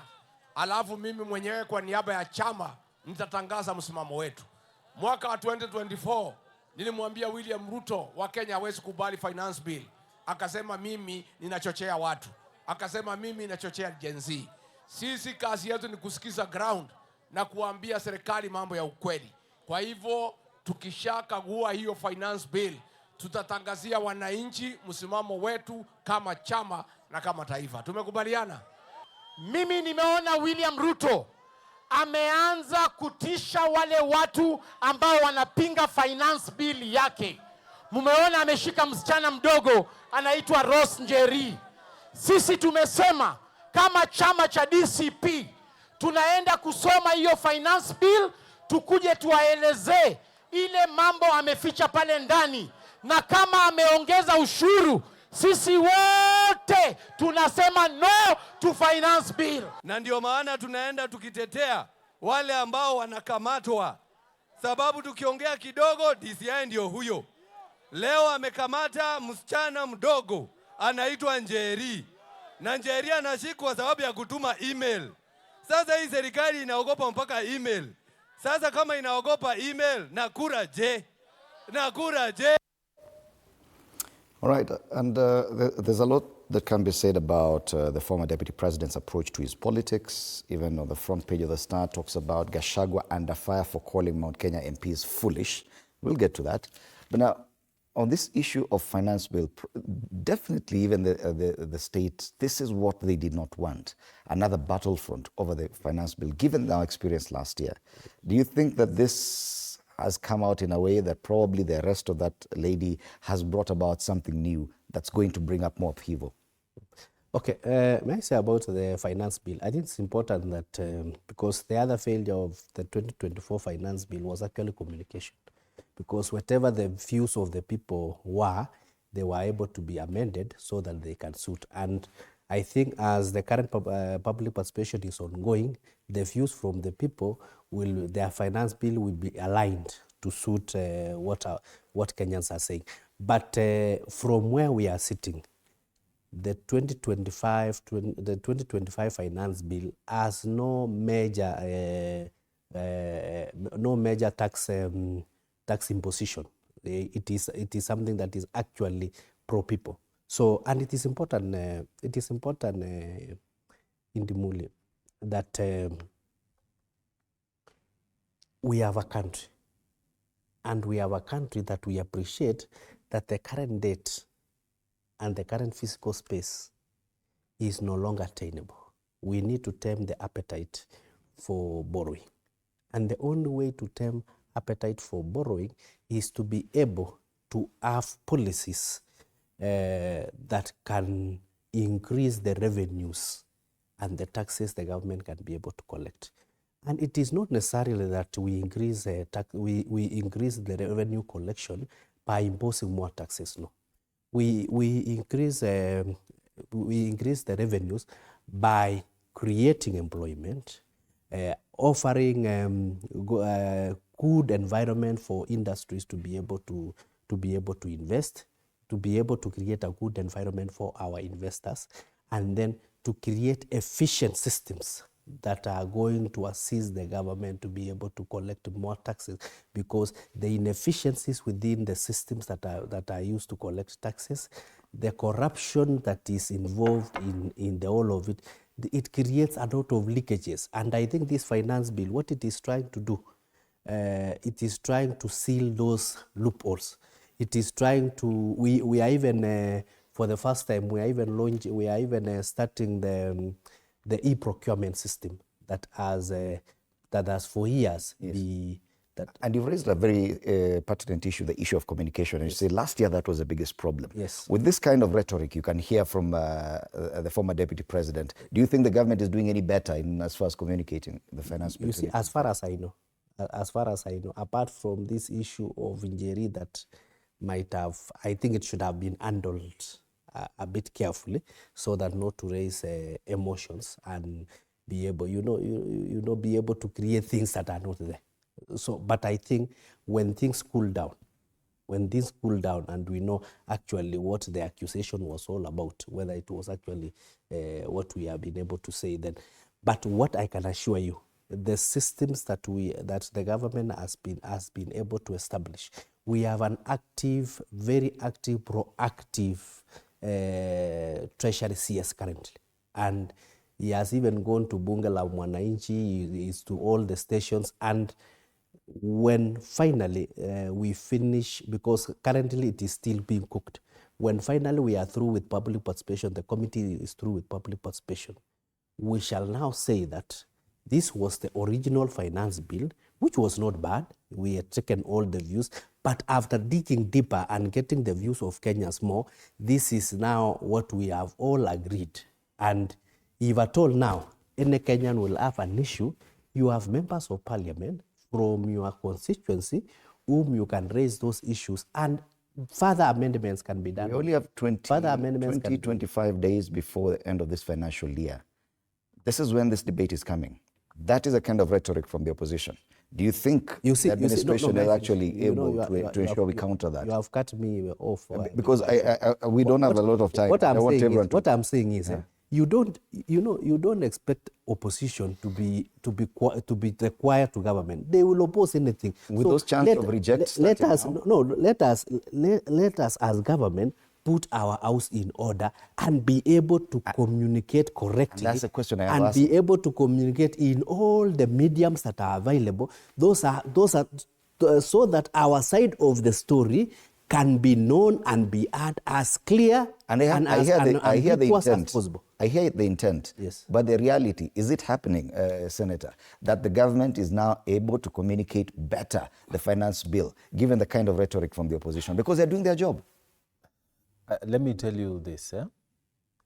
You shouldn't take Gachagua seriously anymore. Because even as he stands on that vehicle, I can guarantee you he hasn't read the finance bill.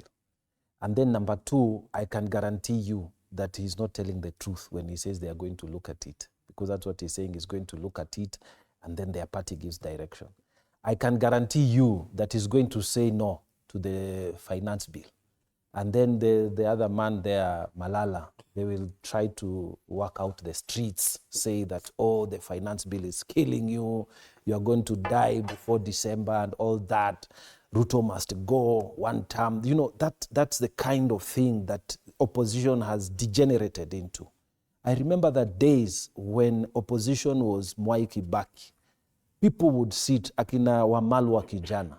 They would look at issues, sit and bring them, debate them as opposition, and bring them before the people. Look, this is what the finance bill is saying.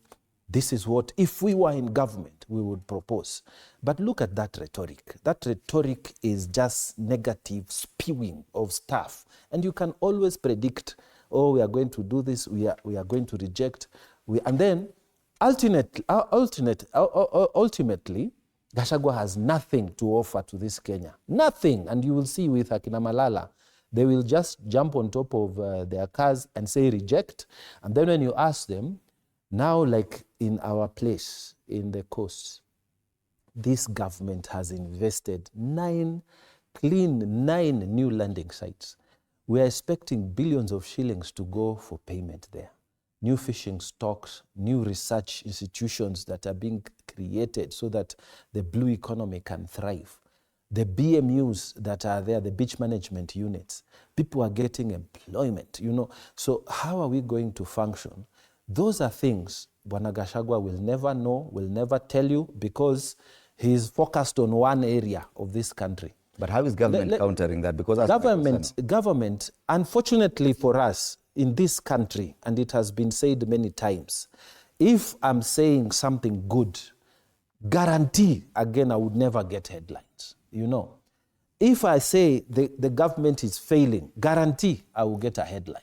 So Badi has gone out to say one thing, that this finance bill is about tax administration and trying to close the loopholes of leakages.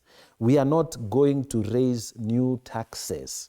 He's going to say that the fiscal space is limited. So where there will be too much whatever, we are going to, too much pressure, we are going to try and borrow, but we will borrow responsibly. That's when it has come to the corner. But has he attracted any headline? When you talk about tax administration, first of all, your journalists will tell us, what are you talking about? When you're talking about legal... So the government is still facing serious challenges in affairs communication. No, it is also the nature of Kenyans. If I stand up to abuse government, I'm guaranteed to get a headline. If I stand up to explain things, that is for sure you are not. So let me say this, and I want to use this forum to say, beyond the noise, beyond the politicking and whatever, I am urging Kenyans to also listen to the technical people, to listen to what our ministers are saying, our cabinet secretaries are saying, our PSs are saying, so that you can juxtapose. If you are saying this particular proposal is bad, then listen to this man who is telling you it's bad. What is his proposal? So we need that maturity in government. Government is not about making noise and hustling. And I can guarantee you, Fred, over a period of time, these kind of noises and kind of whatever, they will die down because Kenyans will come to know that people who are noisemakers are just making noise with no alternative policy. Because of time, allow me to give Bwana Madenge time. Yeah, thank you. The concern is still the same, that communication was a problem. But listening to the two gentlemen, it would appear there's still no remedy for that. Because the comparison is with Gachagua and Marara every weekend on the rooftops of vehicles. They are but what exactly are they communicating? So there is opposition and rhetoric. Yet Gachagua himself admits we have not analyzed this finance bill. The subject experts are looking at it. When they are done, I will come and communicate on behalf of the party. Similarly, Marara has made the same statement. So what are they opposing?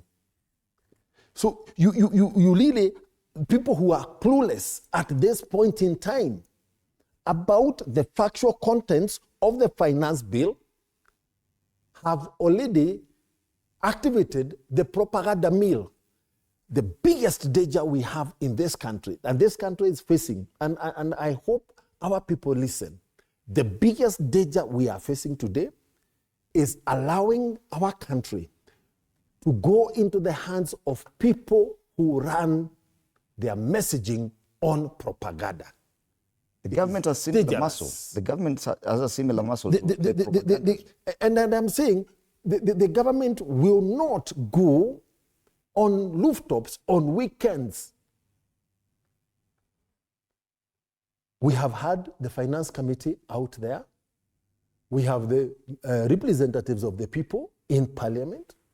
We are in the constituencies. There is the presentation of memoranda. Today, when Gachagua speaks on weekends, when my friend Joe Nyoto, they are on the rooftops, what do the Wananchi tell them? They are the one, they are always the one speaking to Wananchi. They never get any feedback. The only feedback they get is they tell them, when I say this, repeat this. When I say this, repeat this. You see, that is rhetoric. That is propaganda. Beyond the sloganeering, there is the serious business of running this country. My fellow Kenyans, we have the budget 2025-2026. In that budget are issues about debt repayment, are issues about salaries and wages, are issues about development expenditure.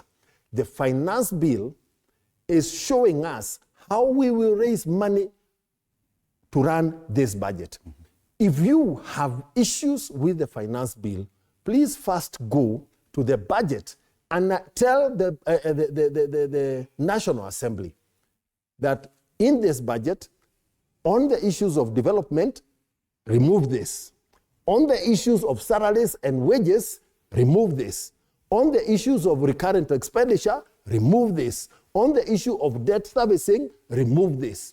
And you say, so from that budget, we have removed this chunk of money. Okay. Now we have gone to the finance bill, and now we are rejecting, we are asking you to also remove this clause and this clause that was supposed to raise the money in the budget that we have said, as Kenyans, we don't want this executed. Thank you, Bwana Mathenge. Speaking about the former deputy president, he seems to be opening battlefront after battlefront. Now he's talking about the finance bill and proposing, according to what I heard, probably another chant of reject. Then he seems to be also having trouble with members of elected members from the same region, of whom he may need support if at all he wants to make this a political move, even in the houses of legislation. Don't you think that probably he's overreaching and going a bit overboard? Thanks, Fred. I think, first of all, I've listened again to my colleagues here. And Senator Mungatana had the audacity to say that Rigathi Gachagua has not read the finance bill. He said it himself. He said it himself. But he said, I'm explaining. But he said that he is reading. That once we are done. But he said it's not read. I'm not. Once Senator Mungatana, I'm not. No, I'm not. You can practice more patience. So, that once he's done, then he will give the official position. I don't think he has given any official position. I don't think he has opposed. He has said he will lead in giving the official position. But then for them, that, you know, they see it here and they can accuse others of having not read and of being clueless, including DMM here, accusing people of being clueless. You know, I was listening to any of them telling me this is what, you know, being specific, this is what this, because they have read, in quotes, this is how this particular finance bill is better than that of last year. We have introduced this and that, which was not there last year. This is the way it is going to benefit common mwananchi, you know? But they are also talking about its generalities.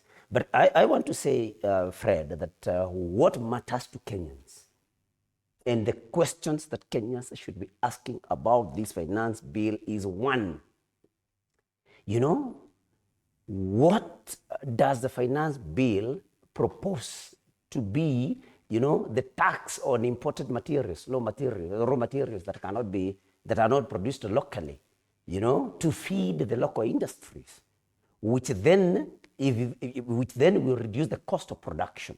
What is in this budget then that reduces the cost of raw materials, especially imported raw materials? What is in this budget, in this particular finance bill? What are the proposals on the reduction of the cost of power? You know, because, you know, the cost of power drives the cost of everything else that there is in this particular economy. And I think that is one question that we should be asking ourselves, the proponents should be telling us exactly what provision is there in this, what proposal is there in this finance bill to see to it that, one, we produce more power, you know, and two, that we reduce the cost of power. Are there any proposals? For example, does the government, is there any proposal in this particular finance bill to see to it that there is more production of power, for example, through KenGen, that we are funding KenGen to produce more, because it is a fact that KenGen sells power to Kenya Power at a much, much lower cost than the independent power producers. In fact, about 4 times. So what is there in this? Those are the things that matter to Kenyans. I mean, what are the proposals in this particular finance bill that will help create more job opportunities for young people? You know, these are the things we should be addressing. I mean, there is a proposal that we will be reducing, we are cutting the budget for education. And that is something that has been there. I mean, it's in public domain that we are going to cut, that this particular finance bill proposes a reduction in the allocation to education. In fact, with the implication, although it is being fought, that parents might again be asked to start paying for national examinations, and that's something that is there. So what does this particular finance bill, propose? To see to it that we fund education sufficiently, because what is there what are the proposals that we to fund health sufficiently? I mean, why would we have a big allocation to security, defense, and maybe internal security, which are not subjected to audit, because of course there are some secrets on what we acquire as maybe ammunition and that, weaponry. I mean, why should we allocate more there? How much has been allocated to State House? Those are the questions that Kenyans want to hear. And Senator Mungatana, please, I want to ask you, let Gachagua be. Let him give his views. Give yours. You do not have to attack somebody's views while you are giving yours. That is, he has said that he is focused on one area of this country. I mean, you can choose. That is true. You can choose to focus on any area. He is no longer deputy president. So he has the freedom to focus on whichever area it is. So let people give others the opportunity to practice their political independence. When I almost told my friend DMM, my lookalike, please, if you report, you do not call the kettle black. He's saying that the Gachagua is always on rooftops on weekends. Who is the master of rooftops? Other than President, a better master other than President Ruto, whom he supports. Okay. He is on rooftops all the time. In fact, when he was hit by somebody with a shoe in Migori, he was on a rooftop. He was on a rooftop. He is a master of rooftop. He was leading Kasungu Ye song in Dagoretti here on rooftop. He is always on rooftop. So please, if you are supporting Ruto, please never say that anybody else is on rooftop. Because if you don't want people to be on rooftops, go and persuade Ruto to stop appearing on rooftops. Right. And regarding Gachagua listens to the ground all the time, so he gets the feedback. Allow me to address that question very quickly that you asked me about, and that is on the front page of the Star. That is too abrasive. That is making more enemies. You know one thing, whether you like Rigathi Gachagua or not, one thing you must agree with me, Fred, is that he is the most misquoted politician today. That people completely ignore, the basis of the statement that he makes. People, the context, they threw the context out of the window. Now, when he called Mount Kenya MPs foolish, and DMM is here, he understands the language that Rigathi Gachagua used. He said why they were foolish in his view. And this is what he said. We went to Githunguri, to Larry on Sunday for a church service. And youths had been paid to block roads leading to that place. But they were, of course, dispersed by locals. And that is a fact. And so Rigathi Gachagua was saying, I mean, how foolish can you be that you allow, Ruto to give you money to come and pay young people to block others from accessing a church, while in other areas, So you give young people a little money, like young men, you give them 500 shillings each, which then they will go and use in buying alcohol, illegal brews that end up spoiling them. While in Rigathi Gachagua's submission, while in Ruto's place, young men are being given jobs in the defense forces, in the police, as teachers, and they are taken to Australia, to Germany, and to Canada for foreign jobs, while your own people, you are bringing them 500 Kenya shillings. So he said, then how foolish can you be? But the context is ignored completely. So there are reasons that he gave on why he thought people were foolish. But nobody will talk about the reasons Kenya that he MP, gave. let me give Bwana Mathenge an opportunity to respond to that.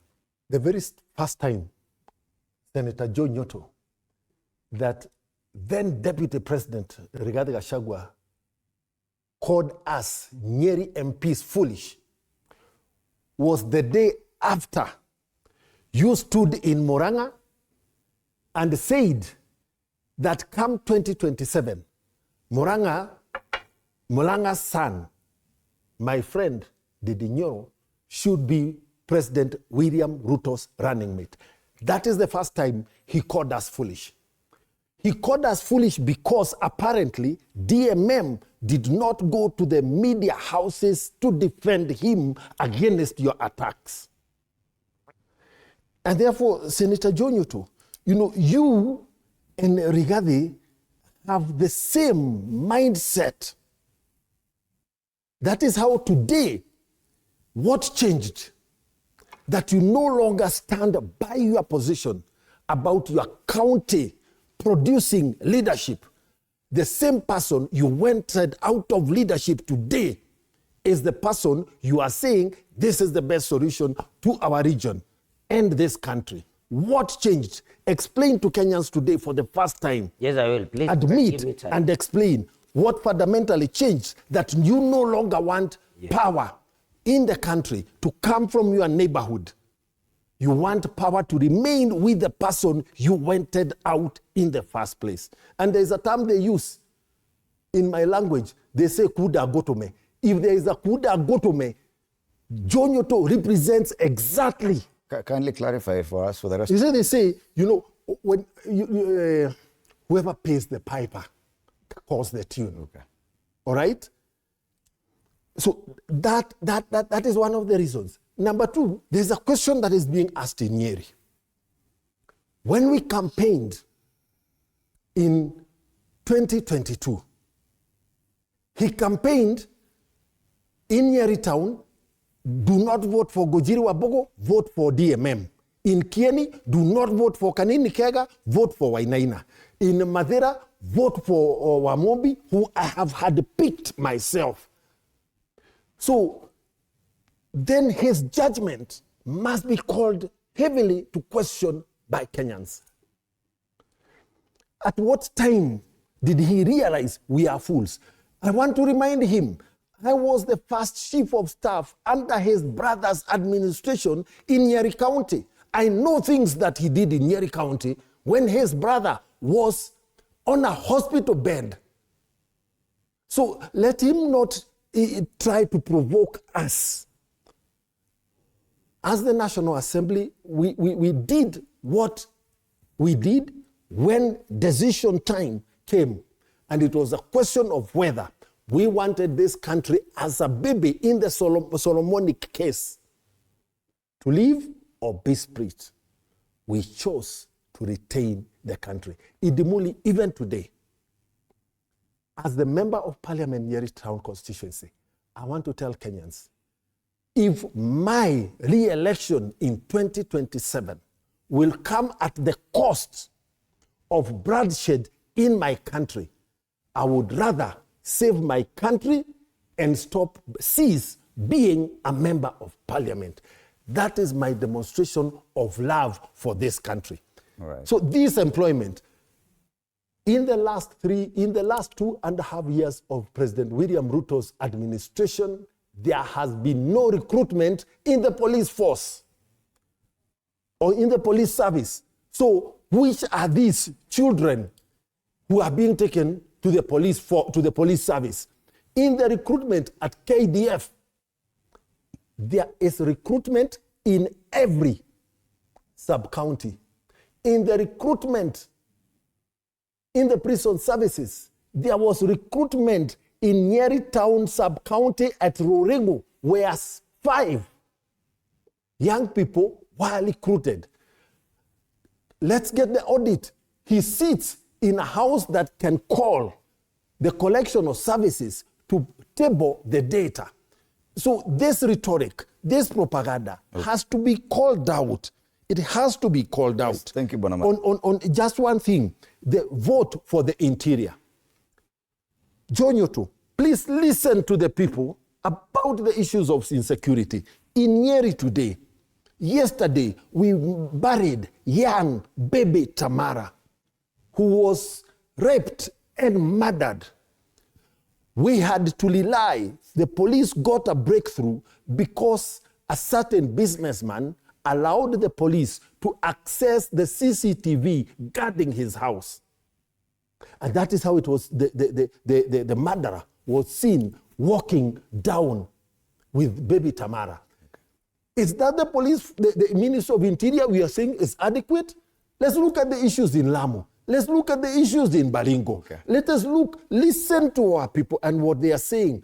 Police stations with vehicles that cannot be fueled throughout. In Njeri, I have 3 police, fully fledged police stations without a vehicle. Okay. Are we still saying we don't need to resource the Minister of Interior better in Njeri town? Please go. Please go to the police, Joe Nyoto. You are a regular visitor to Njeri town. Please visit the room at the Njeri police station where children whose mothers have been arrested are supposed to be given a safe space. Asante for that, and I'll give you time to respond. Yes. But because of time, I'll also want to include the gentleman. Yes. So would you want to go first so that you can respond as you give your final comments? That's fine, Fred, and thank you for being democratic. You know, DMM has accused me and called me what he is. You know, this Kunda Gotome means, I'll interpret it for you literally. You know, if I'm taking this cup of water, I just give it to you from my cup. Just have a sip so that I can send you for some errands. You know, he's a very cheap person who values that sip of some tea from somebody's cup and does their errands. I would challenge DMM. He has said that I'm that. That is what he is. These people are being given money, Fred, by Ruto every day. And what they are doing is they get like 5 million to say that they are going to do some empowerment. They spend 1 million Kenya shillings and pocket 4 million. Those are the people we call Kuda Gutome, which I have explained to you what it is. Let him say what I have ever been given by Rigathi Gachagua. Even 5,000 Kenya shillings. Let him say anytime I was given that kind of money to do errands for Rigathi Gachagua. So when you see them all over Mount Kenya, you know, giving rice, I don't know, giving beans, giving some unga, that kind of thing, these people are trading with our people. These MPs here, and that's why Rigathi Gachagua is calling them what he called them. They are trading with our people. You get 5 million from Ruto, you say you're going to do empowerment, you spend 1 million and pocket 4 million Kenya shillings. These are the Kunda Gutomes, led by DMM here. And so he wants to know what happened, why I changed. And I think I've explained that very many times. Even here. It's important. You even here. It's my time, DK, please. You know, you don't know what he has called me. DK, please hold on. It's my time. You'll get your time. So please, you know, this, and DMM, you are interrupting my line of thinking. So, you know, when he says here, he asks what happened to me. I mean, I saw the light. And I've explained. Nobody doesn't know the story of Paul, who was Saul. And I saw the light. And I saw the purge that our community was going through. And if he can remember that time that he's saying that I was proposing Honorable Ndindi Nyoro, I was proposing that he be deputy president for President Ruto in 2027. One, I do not believe in President Ruto anymore. So why would I support that Ndindi Nyoro becomes his running mate? Ndindi Nyoro, I'm sure, would also not want to be running mate of William Ruto. You know, so he should not ask questions whose answers he should already know, because this is somebody who went to school. This is somebody who can analyze things and know. I do not support President Ruto anymore. So I do not need to propose any deputy for him. And then when he says that there has not been favoritism, that, you know, recruitment has been, you know, allocated on a county per county basis or something like that, sub-counties. I want to tell DMM, I attended the burial of Honorable the Senator, the late Senator for Baringo, Honorable Cheptumo. And the area MP, the local MP, stood there and thanked the president that in his constituency, 436 teachers had been employed by the TSC this year. You know? Let DMM give you the figures of how many teachers were employed in each other sub-county. And so, you know, even as we see it here, and as we want to attack one another for no good reason, to please Ruto And I want to, please, DMM cannot call me good and go to me when I have not benefited financially. And I want to break that from regarding anywhere, while these people are benefiting every day and calling our people, using our people as pawns. So, thank you, Senator. Sorry for that. I think there's a lot of ranting there. I don't know why. Just your parting shot because of time. But somebody just to say is that it's important that this month is very important as we go to the next financial year. It's the month that we are looking at the budget for 2025-2026, and we are also looking at the finance bill. I will want to urge all Kenyans, let us bring our emotions down. Let us read the document and let us respond on the document positively, being patriotic enough to know that the only way the government can be able to develop is for us to be able to generate our own resources so that we can fund our own country. Nobody else can fund our country. The only way they can fund our country is through loans. So, and if we do a lot of loans, we are also destroying the future of our kids. So I want to urge all Kenyans, I want to urge the young generation, let us read the finance bill. The finance bill, as Honorable Senator Mugatana has said, it is inked on finance administration and making sure that the collection and all the things that on it are as efficient as possible. But at no way are we proposing extra taxes on Kenyans. We are just making sure that we are efficient, we reduce corruption loopholes, and going forward, we also reduce the physical space that can necessarily, we only borrow responsibly. So I would want to urge Kenyans that let us focus, let us leave the side shows. And lastly, on the issue of Njeri, this is a case that all of us as an ICT expert, we want to know what really happened, whether there was actually the actual spamming or actually there was just a way of broadening public participation being sent to Parliament. Senator. Yes, I wanted to say something good is happening in this country. Many years ago, the question of budget preparation, budget presentation, budget debates, and the finance matters was, first of all, restricted to the Minister for Finance with his big briefcase. Nobody really used to know what it was for Kenyans. Budget was in the evening at midnight, they are being told the price of bread has gone up. Or if you had not, bought enough fuel, it has gone up or something. So the restriction, there was a very restricted understanding about budget and finance matters. Now, it shifted to debates within members of parliament. Opposition is saying this, and the government is saying this, when democratic space opened up. But then now, something good is happening, because with what happened in the Gen Z's protest, which was about the finance bill, the conversations shifted to the people. And unfortunately, the way it shifted to the people was, let's reject. Now, let us move from that position and say that we want to interact with finance matters with knowledge, so that how is it affecting me? Because if we reject it completely, then my security officers are not going to be paid in my village, okay? My chief won't be paid. My teacher won't be paid. The doctor I want to use there in the village won't be paid. So let us not say, this is all bad. We don't throw the baby and with the water. We start interacting intelligently with these proposals that are on the table. What is there in blue economy? What is there in mining? What is there in coffee? What is there in maize? So that we can make criticisms as we improve. Okay. And I think this is going to be a very nice thing for us as a country.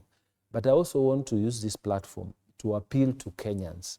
In the county, people ignore this County Integrated Development Plan, the CIDP. When these meetings are called, people don't go. when budget hearings are called within the counties, people don't go. And then they're the first ones who stand up and say, the governor is not implementing, nothing is happening. Now, in our counties, we have not come out with this culture of scrutinizing what is happening. A lot of people say, huyo MCA ndio tunamsupport. What he says, if it is okay, it is okay. That attitude must go.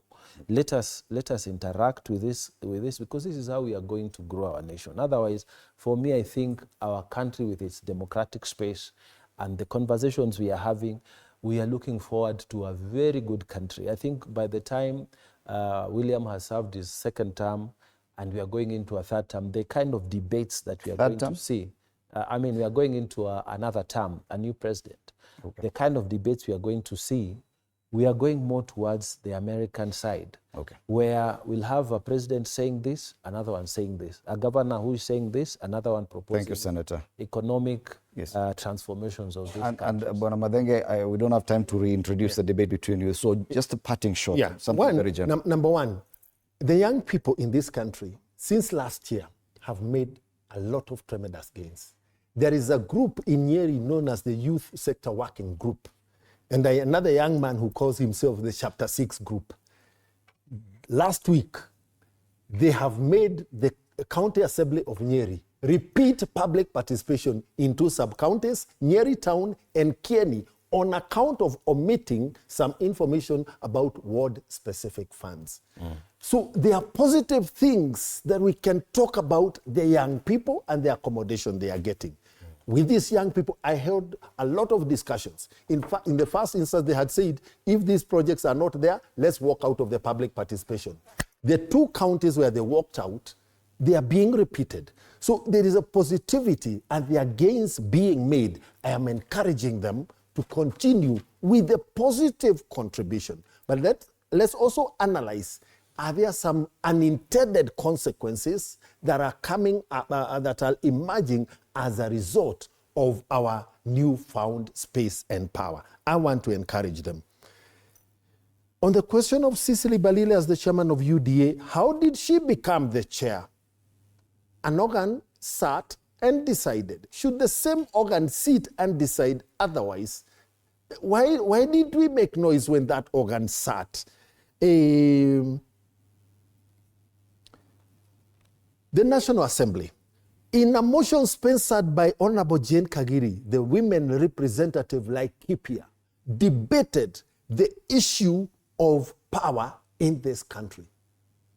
During that debate, the high exorbitant cost of power by independent power producers was laid bare. Independent power producers do not produce power at a cheaper cost than KenGen. Fact, details are there. We unfortunately, when Damascus moment, when Saul changed, he first became blind at the gates of Damascus. When he regained his sight, his character, language, vocabulary, the line that you agreed not to. He stopped persecuting Christians. Please stop persecuting your fellow members of parliament in the region so that we can believe you are Saul. Bring it up. Please give me time. I'll respond. 30 seconds only because he has reintroduced that. Okay. But after that, we don't have any other time. Fine. Yes. Fine, Fred. Thank you very much, gentlemen. Call me with DMM. The other 2 of us. Senator Joe Nyoto, Murang'a County, Duncan Maina Madenge, MP Njeri Town, the lookalikes, Danson Mungatana, Senator Tana River, and David Kiplagat, MP Soy constituency. Thank you so much, gentlemen, for a very vibrant debate, especially on matters around the budget-making process. With lead security. Well, after the break... he'll just need a fire extinguisher around. Thank you. After the break, we switch gears and talk matters relationships, dating, Gen Zs and millennials. What are the trends and what are the changes? Do stand by for that. Anodida will be having a very huge panel in studio for that. My name is Freddie Ndimuli. Have a lovely day.